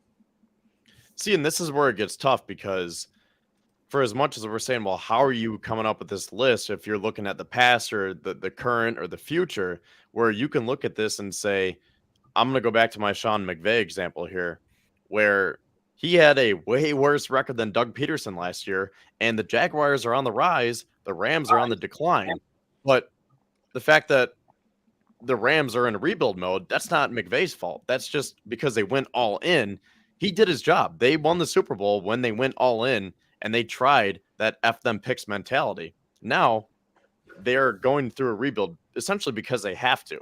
So for me, it's still Sean McVay because of what the Rams have done as an organization and from a front office perspective. I agree. I mean, Doug Peterson is definitely in this top 16, but I can't put him ahead of McVay. Yeah, Now, I mean, you can look at that and say, well, he did win a Super Bowl with Philly, so they both have one Super Bowl victory. That was not a debate. I wasn't even really. I was kind of disregarding that because it had nothing to do with Jacksonville tenure. But I would tend to agree with Kevin here, though, about McVay over Peterson. Now, Doug Peterson's a great coach, and I think that if we were to do this again next year, and if they were to replicate the success they had in the back half of last season over like an entire year, I think there is a legitimate argument that Doug Peterson is a top 10 coach in the league. However, I don't feel comfortable putting him up there yet. I think I'm comfortable leaving Sean McVay in this realm because of the factors that Kevin suggested, where he has the Super Bowl and now the team's in the gutter. That's not his fault. He's done his job. It's just the nature of the business. So, who's everyone's vote here for number 9? I'm saying McVay. Alex, would you agree? Yeah, I'll go McVay. Zach? I'm going down with the Peterson ship. Jenna, did you say McVay? I'll be the tiebreaker, McVay. Well, who was yours, Bryce? Dougie P. Okay. Well, wait. If you were going to put... Okay, I'm going to call you out now. If you're going to put Dan Campbell at 8, shouldn't he slide down here? I called him out. On his bullshit. He had to switch up. Yeah, I had to change it up now. But yeah, I like Dougie Fresh here at 9. Okay, so we have 2 for Peterson, 3 for McVay. I'm not good at math, but three's a larger number than 2. Well, there it is. McVay, number 9. Golf. Okay, so now number 10. Now, just to recap here, this is our top 9 so far. Andy Reid, Kyle Shanahan, Zach Taylor at 3, Nick Sirianni at 4, Sean McDermott at 5, Mike Tomlin at 6, John Harbaugh 7, Pete Carroll 8, Sean McVay 9. Number 10, I had Sean Payton here. I think that pretty much covered all of my coaches. They're just out of order. So I guess technically, no. Bill Belichick. Okay, I had Belichick at 6. So I'm going to go Bill Belichick here. I think he's still in the top 10. I think based on what he's done in the past, like you got to at least respect him and say, okay, he's still a top 10 head coach based on what he's done and for the fact that the Patriots are always competitive. Now you can look at that and say, well, maybe if we were ranking front office executives, Bill Belichick would definitely be towards the bottom. So maybe the way he's built his team has kind of hindered his growth as a head coach. But in terms of actually coaching the players on his team, they're always competitive. So I think based on that and the fact that he has 6 Super Bowls, he's got to stay in the top 10. I think at the end of the day, it's going to come down to Bill Belichick and Sean Payton. And I can't, in good faith, put Sean Payton above Bill Belichick. I just can't do it. Exactly. Yeah, I'll go with Bill. I have a problem with putting Sean Payton in the top 10, actually, let alone the top 15. I agree. Because of the fact that this is his first year coaching Denver, and hasn't been a coach for more than a year. I also think he's overrated. I think we're also leaving out another head coach in Matt LaFleur. Too. I'm not too high on the floor just because he inherited a great roster. Yeah. He had Aaron Rodgers, and the keys were kind of given to him. And it's just like, okay, kind of like Ken Dorsey. Like, here's a Ferrari, just don't crash it. I had LaFleur at 11. Oh, that's fair. I'm gonna keep Bill. For the record, I didn't have LaFleur in my top 16. And it's because of like what Kevin said. He inherited that team, and it was Aaron Rodgers' team. I mean, that's just my opinion of it. Obviously, if we circle back to this next year and like Jordan Love takes the Packers to the playoffs and they're successful, then I'll reconsider it. But as it stands right now, I just don't see him being in the top half of the coaches. That's a good point. So who do we like for 10 then? Are we Bill Belichick here? Billy Boy. Yeah, I we can put him there. will say that I thought going into this show my number 10 would have been a curveball, but considering Bryce said him earlier, I put Dan Campbell. What can I say? The players bought into his intensity and his philosophy, and also they had a really good 2022. They had a really good They did. 2022. They They did. started They did with look six, good. but then went 8-2 the rest of the way. Spoiled the Packers' playoff hopes. Another reason why I didn't have LaFleur in my top half was because all they needed to do was win one game. Against To win Jared that Goff. game against Jared Goff and the Lions to get into the playoffs. And they didn't. The I Lions just were the better can't- team that day. I Lions were the can't better take team Dan the Campbell second half of the seriously. season. I can't take him seriously. I just can't. He won't live down the kneecap comment. He'll never live No. that down. I mean, they've built like a team that is just like they're not designed necessarily to be super successful in the modern NFL. They're just designed to be so annoying to play against that they'll win probably half their games every year, just out of sheer like the way the game goes. I mean, let me fact check this. I had Dan Campbell, I think, at 15. So he wasn't completely out of my top 16. But top 10 is a little much. You say 15? Yeah. That's where I had him. I think that's a fair spot for him. Okay, so our top 10 is filled out now with Bill Belichick taking the spot here. So number 11, this is a spot where I think I have to go with Sean Payton. And let me make the case for Payton. I know you guys maybe aren't as high on him as I am, but if we're looking at this from a 2023 perspective, I think Sean Payton is going to come out looking great no matter what happens to Denver, because if he can resurrect Russell Wilson, he's going to look like a genius. And if he can't, then everyone's going to turn on Russell Wilson even more so and say, well, this guy's trash now. You're going to have to get him a new quarterback. So I think no matter what happens with the Broncos this year, Sean Payton is going to look pretty good. And I think this rides on Russell Wilson. So I'm thinking, even though he's been out of the league for a year here, I think this is a solid spot to put Sean Payton. I'm going to disagree with that, respectfully. But I will debate. I'll throw a hat into the ring here, so to speak. For number 11, I'm going to put out Mike McDaniel. I don't like him. I think he's annoying in his press conferences, and he's the Dolphins coach. But he runs a very similar Shanahan-esque system, and he brought the Bills to the brink in a playoff game with Skylar Thompson at quarterback. That is not nothing. That is some serious coaching. They dealt with some pretty bad injuries last year, and they had a pretty good season. It's hard for me to be low on Mike McDaniel as much as I'd like to. Yeah, I'm not there yet. I think he needs to prove himself a little bit more. I agree with what you said, but I just don't think that he is worthy of a top, in this case, 11 ranking. He was in my top, let me see where I put him. I think 17? No, 19. I had him, so he was top 20 for me. I think after this year, he could rise past the top 15, maybe even top 12, but I'm just not there yet on Mike McDaniel. Wait, did we not put Mike Vrabel down yet? Yeah, Vrabel hasn't been listed yet. I thought it was like 8.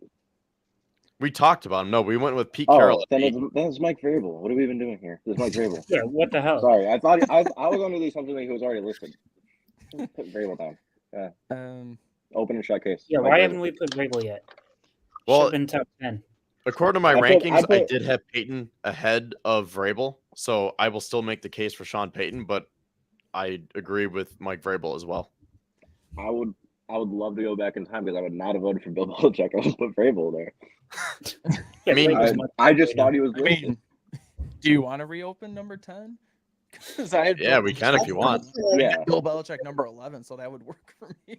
yeah. let's Let's put Billy at 11, Billy down at 11, Vrabel at 10, and call it a day. Wait. Who's in favor of that? I am. all of us. All three of you are? Yeah, All four of you? All four of us. let's do it. Consensus. Really? I'm all Great. for Bill Belichick slander. Yeah. Vrabel's a descendant of Belichick, though. Like, he I came don't from care. Belichick. He's much better. Vrabel ahead Yeah. of Belichick yet. Quarterback. They both listen. They both have mid teams. And the Patriots got whooped 47-17, and the Titans went pretty deep in the playoffs. Calling it I mean, they Brad. did, Braves. but I just can't put Vrabel ahead of Belichick. But I mean, I guess we're gonna have to because I'm championship you can- game right now 1-4. Derrick Henry. You can clickbait the show now, Kevin. Yes, I Bill mean, Belichick not top 10. Yeah. The only reason that the Could have Titans went deep in the playoffs is because they were the number 1 seed, but Hey, he still got them in the number 1 seed. they still got to the That's seed with true. now with Derrick Henry. So yeah, you're right. Kevin, if you really wanted a clickbait, you could have had Dan Campbell at 8. Yeah. Dan Campbell is the best coach in the NFL. What? I want to hear from people in the chat because either way, it looks like Vrabel's landing at number 10. But is this Bill Belichick slander? Do we agree with it? Do you guys like him being outside of the top 10? What do people in the chat have to say about this? Because obviously we all know how good Bill Belichick has been. But in terms of 2023, do you think this is a correct spot for him at number 11 outside of the top 10? Like Also we've good. been I'm I'm not seeing gonna. Oh, sorry. Go ahead.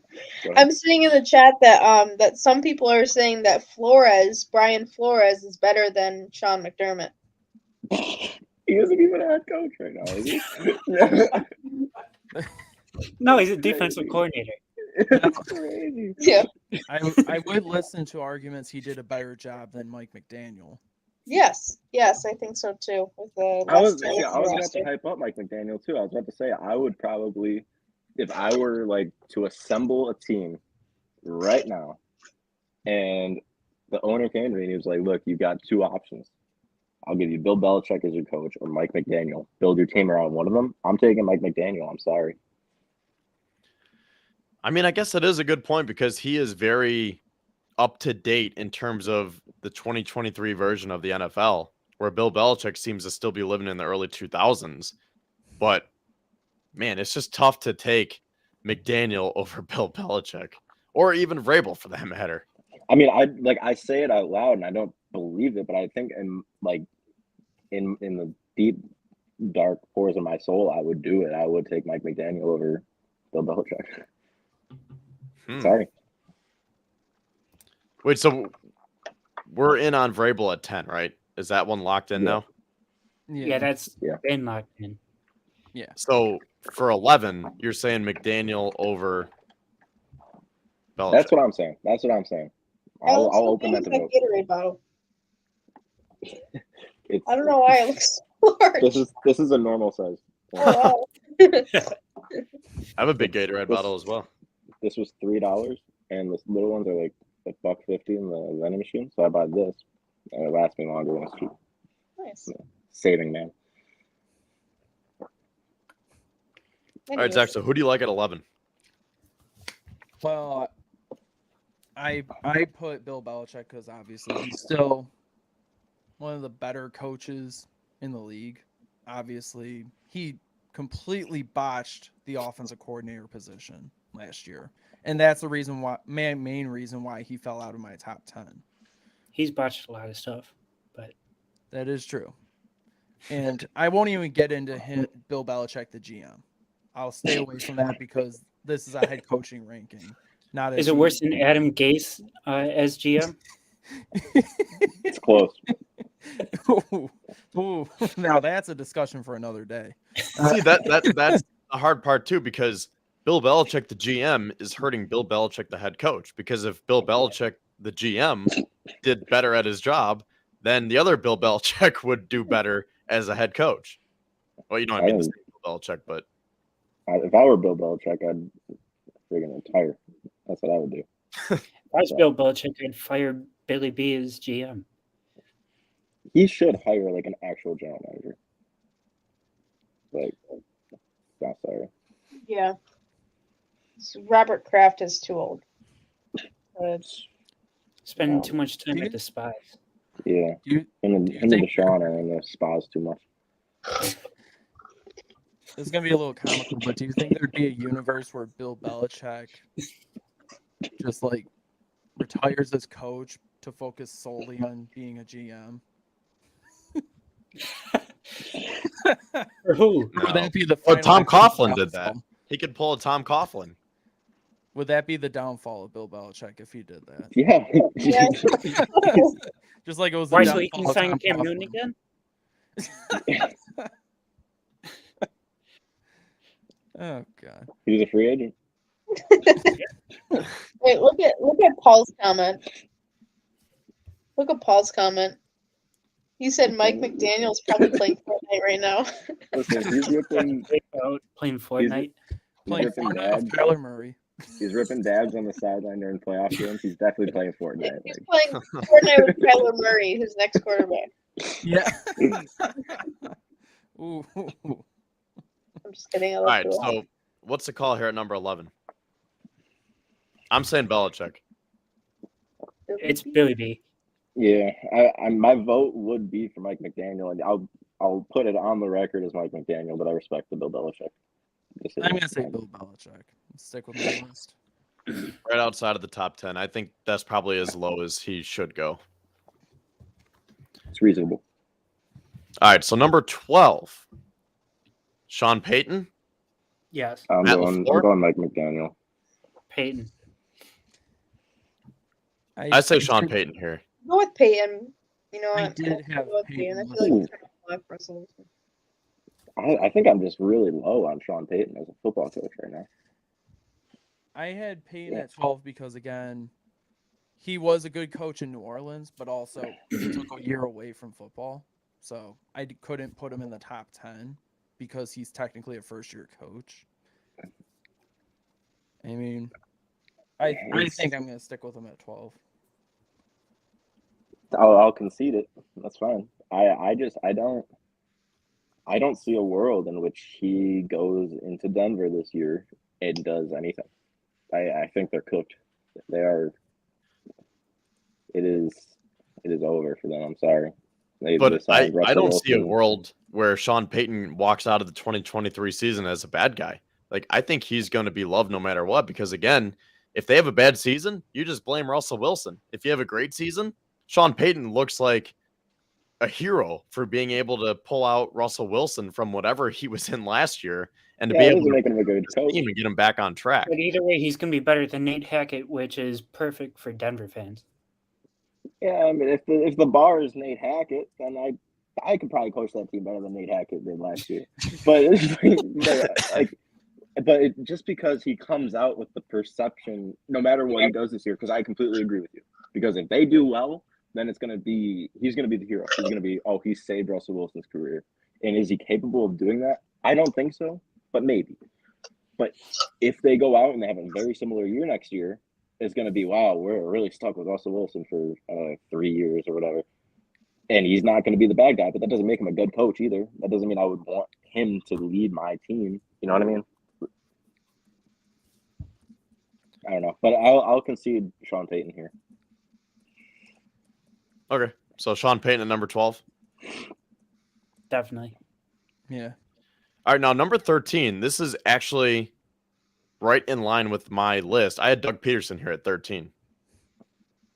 I had Peterson at 13 too, but I also had Matt LaFleur at 11 and Mike McDaniel at 12. Yeah, we haven't even listed LaFleur yet. Could go him here. Yeah. I like him at this spot. I'm going to circle back to Mike McDaniel. I hate that I keep banging the drum for this guy, but he keeps slipping, and I wouldn't take him over LaFleur. I would take Mike McDaniel over LaFleur. Sorry, I misspoke. But I'm opening this up. I'm opening this back up. This wound. It's not gonna work. But I'm sorry. I saw a comment that Donna made. She said Mike McDaniel looks like he drinks a warm glass of water.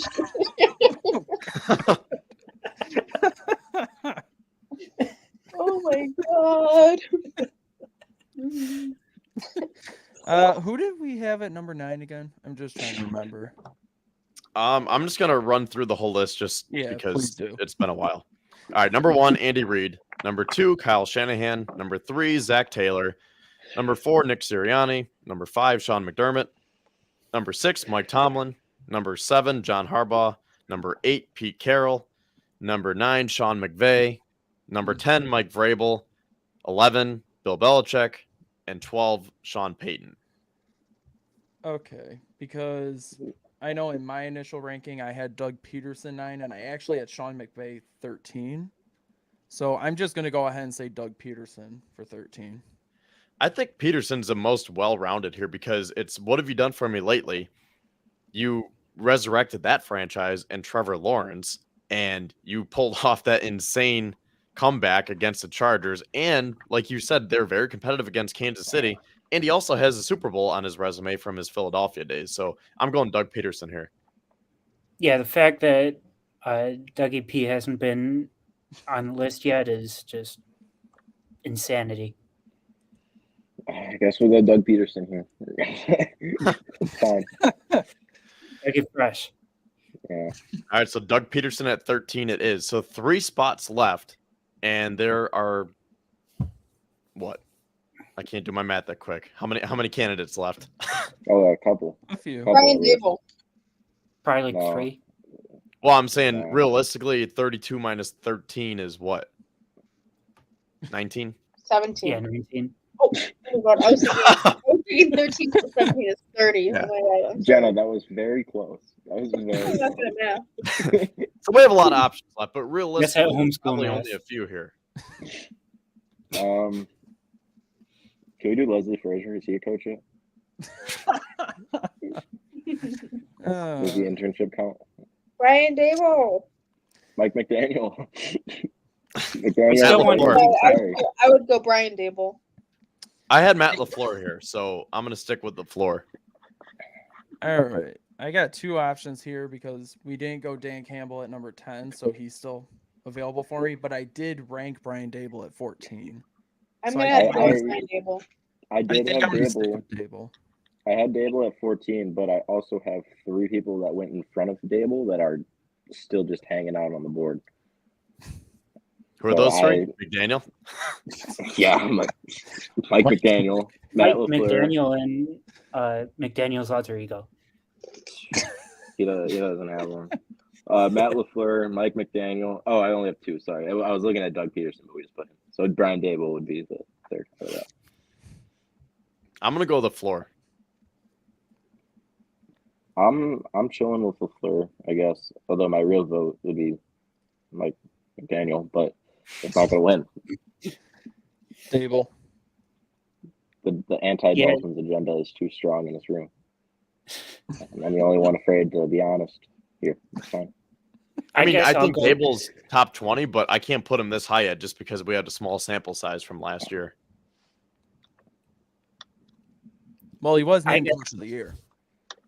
How can you target sample size? And freaking Sean Payton hasn't coached in a year. Yeah. The last time he was coaching a terrible New Orleans Saints team. I mean, that's true. But at the same time, yeah, you're right. Sorry. Mike really hates Sean McDermott.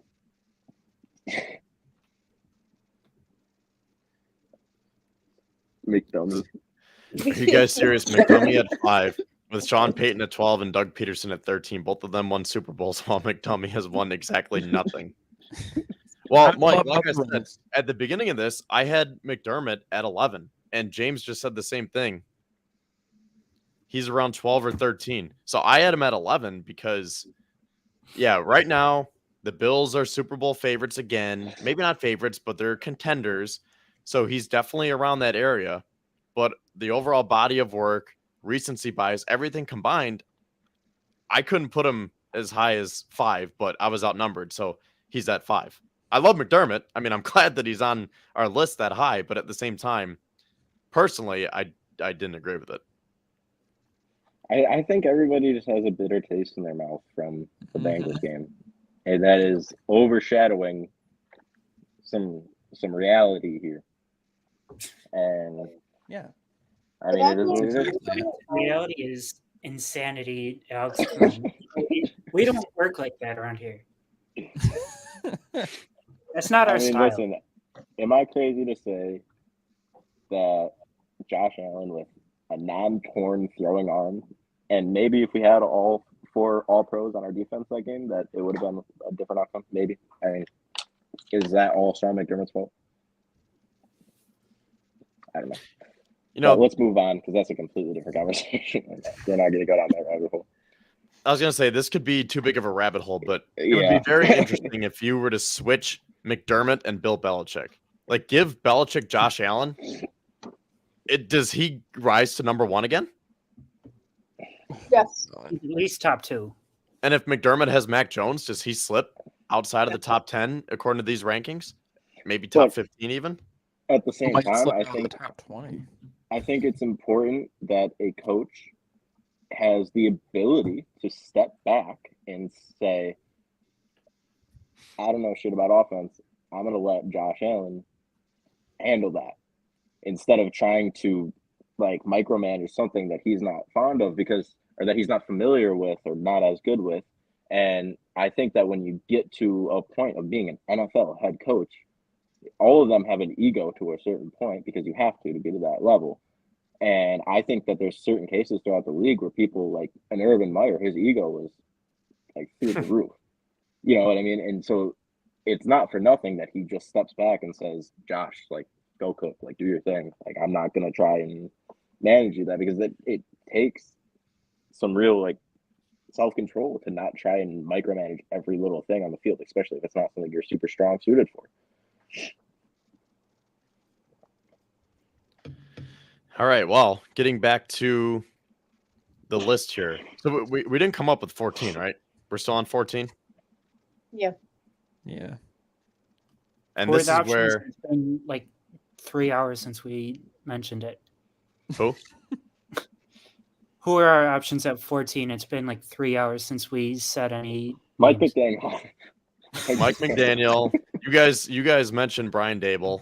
Mike McDaniel. I was saying Matt LaFleur. Dan Campbell, I guess. I mean, if you had him at 8, do you want to put Campbell here?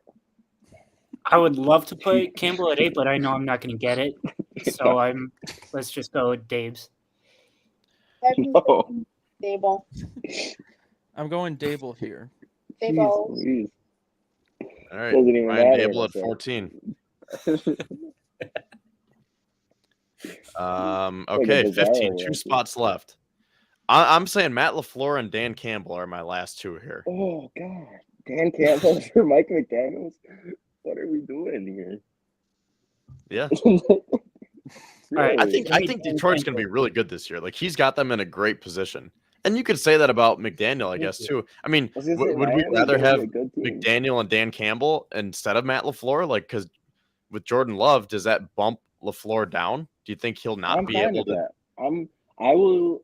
If our final 2 here is 15 Mike McDaniel and 16 Dan Campbell, I'll be okay with that. But I think Campbell at 15. Okay, whatever. If you want to get that in on me, I mean Dan Campbell over Mike McDaniel as a joke, that's fine. But if we're being reasonable here, I think that Mike McDaniel is a world's better coach.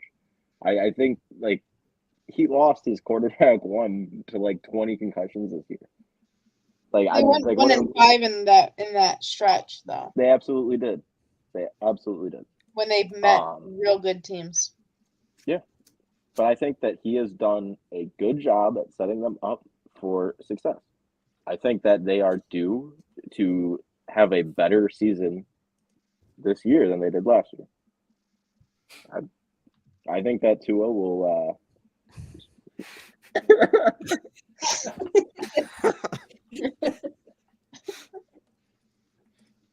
Sorry, not to interrupt you. No, that was perfect. But, Hit him up. Hit him James's up on comment. Instagram. Put up James's comment saying that Kevin is the voice of reason. The rest of your clowns are delusional. You guys are my clowns. Guess we're Aw. clowns for not overreacting to a playoff game. Yeah. Yep, that tracks. All right. So 15, Brian Flores. 16 is Leslie Frazier. Yeah. Wrap it up. Okay, Alright, for good real. night. Dan Campbell at 15. No, shouldn't be. Have we ranked McDaniel? Doug? Shouldn't be. Yeah, What'd you Peterson. say, Jenna? was. We ranked Doug Peterson already. Yeah, he was at 13. Yeah. Okay. And then Dable 14.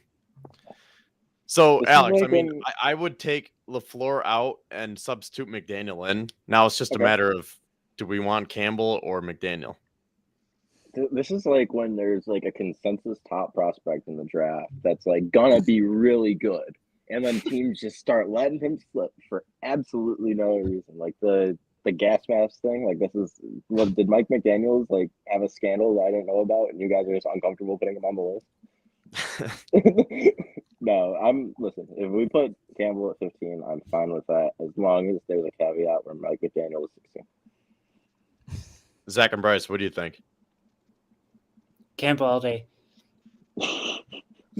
Campbell has slid far enough. Slid.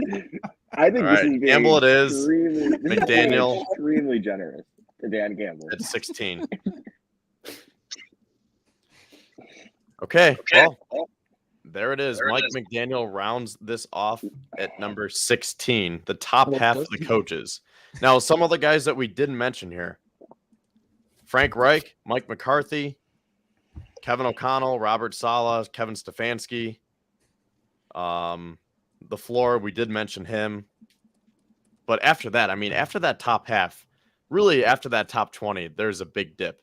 There's a big separation in those tiers. I'd agree. Most of it's just unknown. There's a few first year coaches. No one knows how they're going to do. It's all guessing. But yeah, I mean, I would probably have LaFleur around 17. There's a decent crop of like 20 sure thing decent coaches, and then the rest are kind of a mismatch of like if you get a good Unknown, fit. just suck ass. Yeah. But I think something that I want to make note of, there's a lot of coaches that could in any given year rank between like 8 and 16 who are more than capable of winning Super Bowls. So you don't need to be the top coach in the league or have the top coach in the league to win a Super Bowl. So that's what's fun about this.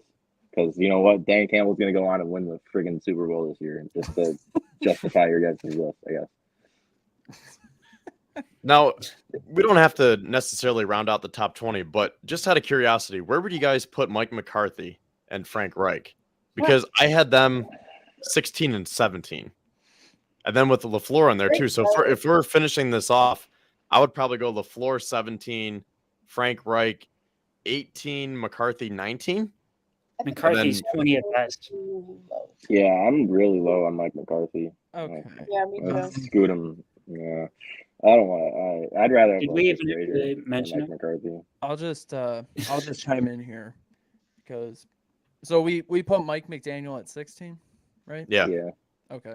Because I had him at 17 and I had Kevin O'Connell at 16, but I we think could we're easily flip forgetting- those. We're I- forgetting about Kevin Stefanski too. Kevin Stefanski's. I don't guy. like him, especially with the Deshaun thing. I don't know. Yeah, no. But he's still a good football coach at the end of He's the only day. had one good season though. Yeah, but that's Yeah, more that we can say for like Dan Campbell. He had a better year than Dan Campbell ever had. Or Dan Mike Campbell McDaniel. started with the Yeah. with the Lions. Mike McDaniel had the same record as Brian Flores. He just took a different route to get there.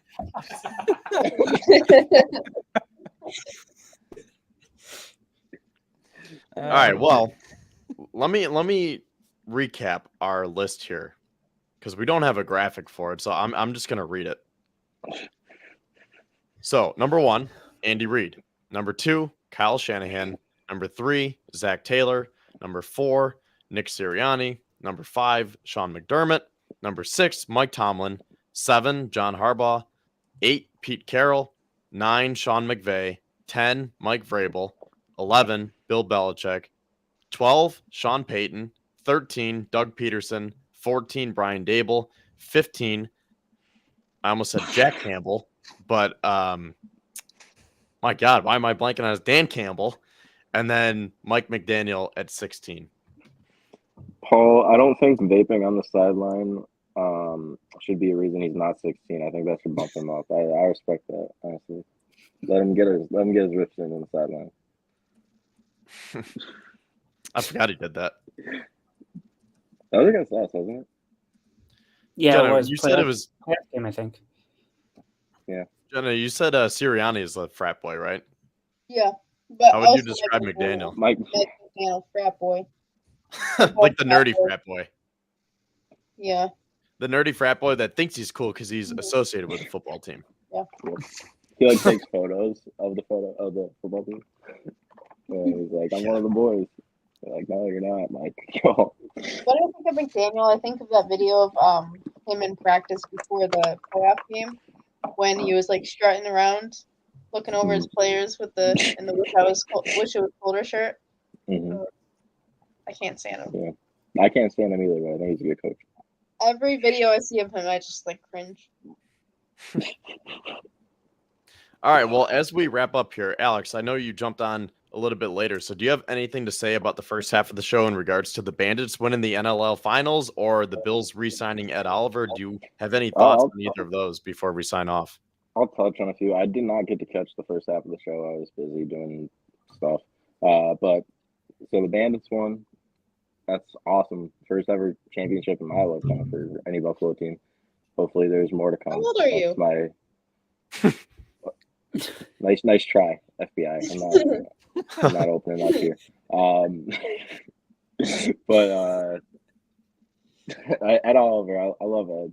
I've been critical of him, and I still am. I think he needs to really step into this contract now. But what this reeks of is a little bit of regret, maybe, on the part of Brandon Mean for not doing a similar extension to Tremaine Edmonds earlier on, because I think that there is still chance that Ed Oliver takes another step, especially with the addition of Poona Ford and Daquan Jones is going to be back. There's not going to be a need for Oliver to ever step over into the one tech now, barring injury.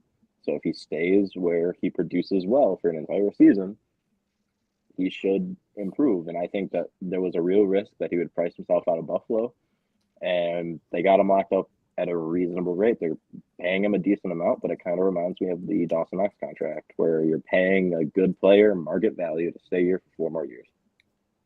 I'm not, and I want to see the exact details of the contract. I don't know if those have come out yet, but I feel like we've definitely freed up money this year, which is always a good thing to do. So I like the player. I hope he continues to improve. But yeah, there's a lot more pressing issues. No crazy than that one for $16 million. I mean, listen, Anthony, I'll sign you to a 1-year deal. Go out there, play the 3 tech, see what happens. No, I think he was inconsistent at best last year, but when he was playing well, he played really well. So we need to see more of that. I think going off of Anthony's comment here, I don't think that Ed Oliver is worth $68 million right now. But if he can go out on his 5th-year contract this year and prove himself, then he might turn into that where he is worth being paid the as the 11th highest paid defensive tackle. So I think this is, I don't want to say make or break year for Ed Oliver because he's under contract now, but this is a huge year because if he goes out and has a dud of a season, we're going to be going into 2024 saying, did we really have to sign him to a $68 million deal just for him to put up 2 sacks again? Well, so what I think is interesting is I think it was Zach that mentioned it on Twitter a couple of days ago that he thinks that there's probably going to be some outs structured early on into the deal, and I would probably tend to agree with that. But that, again, it just goes back to the whole I want to see the actual structure of the contract, because when – is that a cat? I love cats. Okay. His name What's your cat? What's his name? Josh. Oh, after Josh Rosen? Sorry. But like, so when the reports come out and it's like, oh, he signed a contract worth up to $68 million, that's the agent trying to strut that he got as much money as possible out in one tweet. I don't know if it's actually going to be worth $68 million. We don't know until the details come out. But it's very possible that there's outs all over this contract because he is not somebody that has proven himself to be worth up to that point, that amount to this point. But he is also has the capability of becoming a player that is worth well in that range. And if he is, then we have him signed up, and it's not something to worry about. But if he doesn't improve, they'll probably still let him go. It's just the nature of the business. All right. Well, as we wrap up here, if you guys have any final comments, please put them in the chat to let us know what we did right, what we did wrong. Do you agree with our rankings tonight? Do you disagree? I've been seeing some McDermott takes, so you got a couple more minutes until we officially end the broadcast here to let us know how we did. But again, if you missed any part of the show, you can go back and watch a playback. I opened up by talking about the Bandits winning the championship and what it felt like and what it could potentially feel like once the Bills and Sabres finally win one. Then Zach came on. We talked about the Ed Oliver extension. And then Bryce, Jenna, and Alex came on, and we ranked the top 16 head coaches. So while we're waiting for some more comments here, what do we have coming up this week, Zach? Well, I know our guy Yastin's going to have his Buffalo Bulletin coming out midweek. I believe you said you're going to start your 2023 positional rankings, right, Kev? Yeah. I mean, do we think that I should write an article based on the coaches, or do you think this is sufficient enough? Because my list was not what we came up with tonight. So, I mean, there could be some discrepancies, which could be, interesting for people that didn't catch the show tonight. Or do you think we should just jump right into, I mean, honestly, we should probably just jump right into positional rankings because that way we can talk about them on the show next week. Yeah. That probably makes more sense. Leave that up to you. I mean, I think the opinion of the masses is always what matters in everything. Right, Kevin? Yeah, it does. And having a differing opinion is not good. You shouldn't do it. Wait, say that again? I said having a differing opinion is not good. You shouldn't do it. Like, the opinion of the masses is always right. So don't write your article. And the masses, aka Roger Murtaugh, thinks that our list was butt cheeks. Thank you, Roger. Thank you, Roger. Roger that. Roger, my therapist is gonna hear about you. Put him in your suicide note. No, I'm not making a note. See, now Belichick would definitely be in the top 2 if we were Ranking totally all time. looking at If their we were history talking about 5 all the way years. back to like 1999. Yeah, But- I also saw a comment in there saying that you guys must have started watching football in 2021. Are we going to be ranking off like the 1970 season? I Like, know, what right? are we doing here? Like, yeah, the Going last back 3 to years Bar are the Star. most. The last 3 years are kind of the most important to who I would want coaching my team right now. Yeah, that's kind of how it works. Sorry. Let's get Vince Lombardi out of retirement. Put him at number should. 1. Yeah, That's actually a really good idea, Bryce. I mean, it might off the list. make Well, him I wanted happy. McDaniels higher, buddy. I'm sorry. I tried getting him higher, but He doesn't want him. Paul doesn't want him higher though. I know, but for Paul's sake, I wish he was higher. I wish he was higher. Anyways, getting back to what we have on tap this week on BuffaloFanatics.com. Bryce is going to have his usual articles. I don't know if Carrying Jenna has website. anything cooking up for this week, but she did write a couple of articles last week introducing everyone to the Bills rookie class. Should definitely check those out on the buffalofanatics.com. The The Ohio State the University. Buffalo Fanatics. Yeah. Except in this case, it's warranted. Kevin, I just want to say that I think that you have a lifelong fan in James. Oh, James is my man. He's always Yeah. a part of our show. Mm-hmm. We think Yeah. alike. Do you think that we're clowns, though? No, I'm not saying that. I'm just saying that me and It's we fine, Kevin. think alike in terms It's of fine. football terms. Oh, I remember this, Kevin. Those are his words, not mine. I didn't say that. clown crew. Jenna was the one that made me put it on the screen. you thought it though. You thought it though, Kevin. It's funny. Yeah. Yeah, I actually intercepted his telegraph and said, "You're right, they are clowns." Why don't you Remember- put that in the chat? Remember That's that? all right. Remember that I press think conference? I'm fine, too. That press conference that Boyer and Hyde did after the Monday night game against New England, and Micah Hyde looked at the guy and he was like, "I'll remember that." That's what I'm thinking right now. I'll remember that. I'm thinking when Josh Allen got that one question, he was just like, okay, Okay. okay, Okay.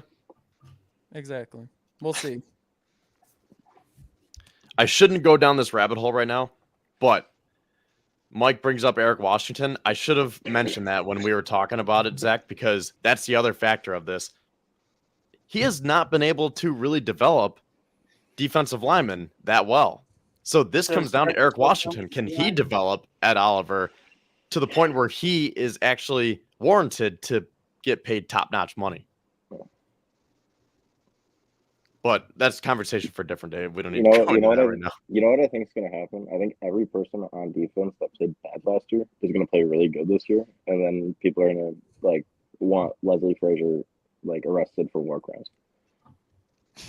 Yeah. So that's probably what's going to end up happening. I think they already want Frazier arrested for war crimes. They want him. They want that for the last 2 years now. Roger, anti-woman talk's not funny, buddy. Not Yeah, cool. I'm in here. Yeah, get that out of the chat. That's crazy. Not cool, Roger. It's 2023. Come on, Roger. I'm Too bad, Roger. gonna go on the record and say that that's a dumb comment, and you shouldn't say that. That's not Yeah. cool. That hurt my feelings, by the way. It hurt my feelings. All right, well, Okay, let's Rachel. end on a positive note. So, yeah, I think we covered what's coming up on Buffalo Fanatics.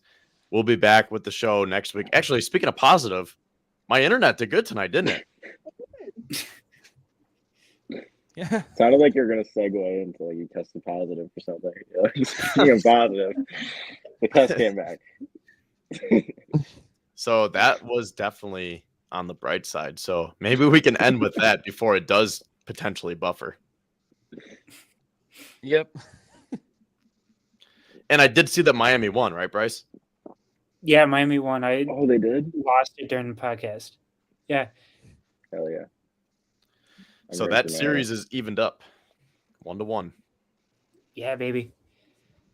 Just need Vegas to lose in hockey now. Yes, we cannot have Eichel win one. I want Samson to win one. Really. Okay. Okay. Thank you, Donna. She says great show. At Paul least says someone that as well. Thank you. Enjoyed Thank the you. list.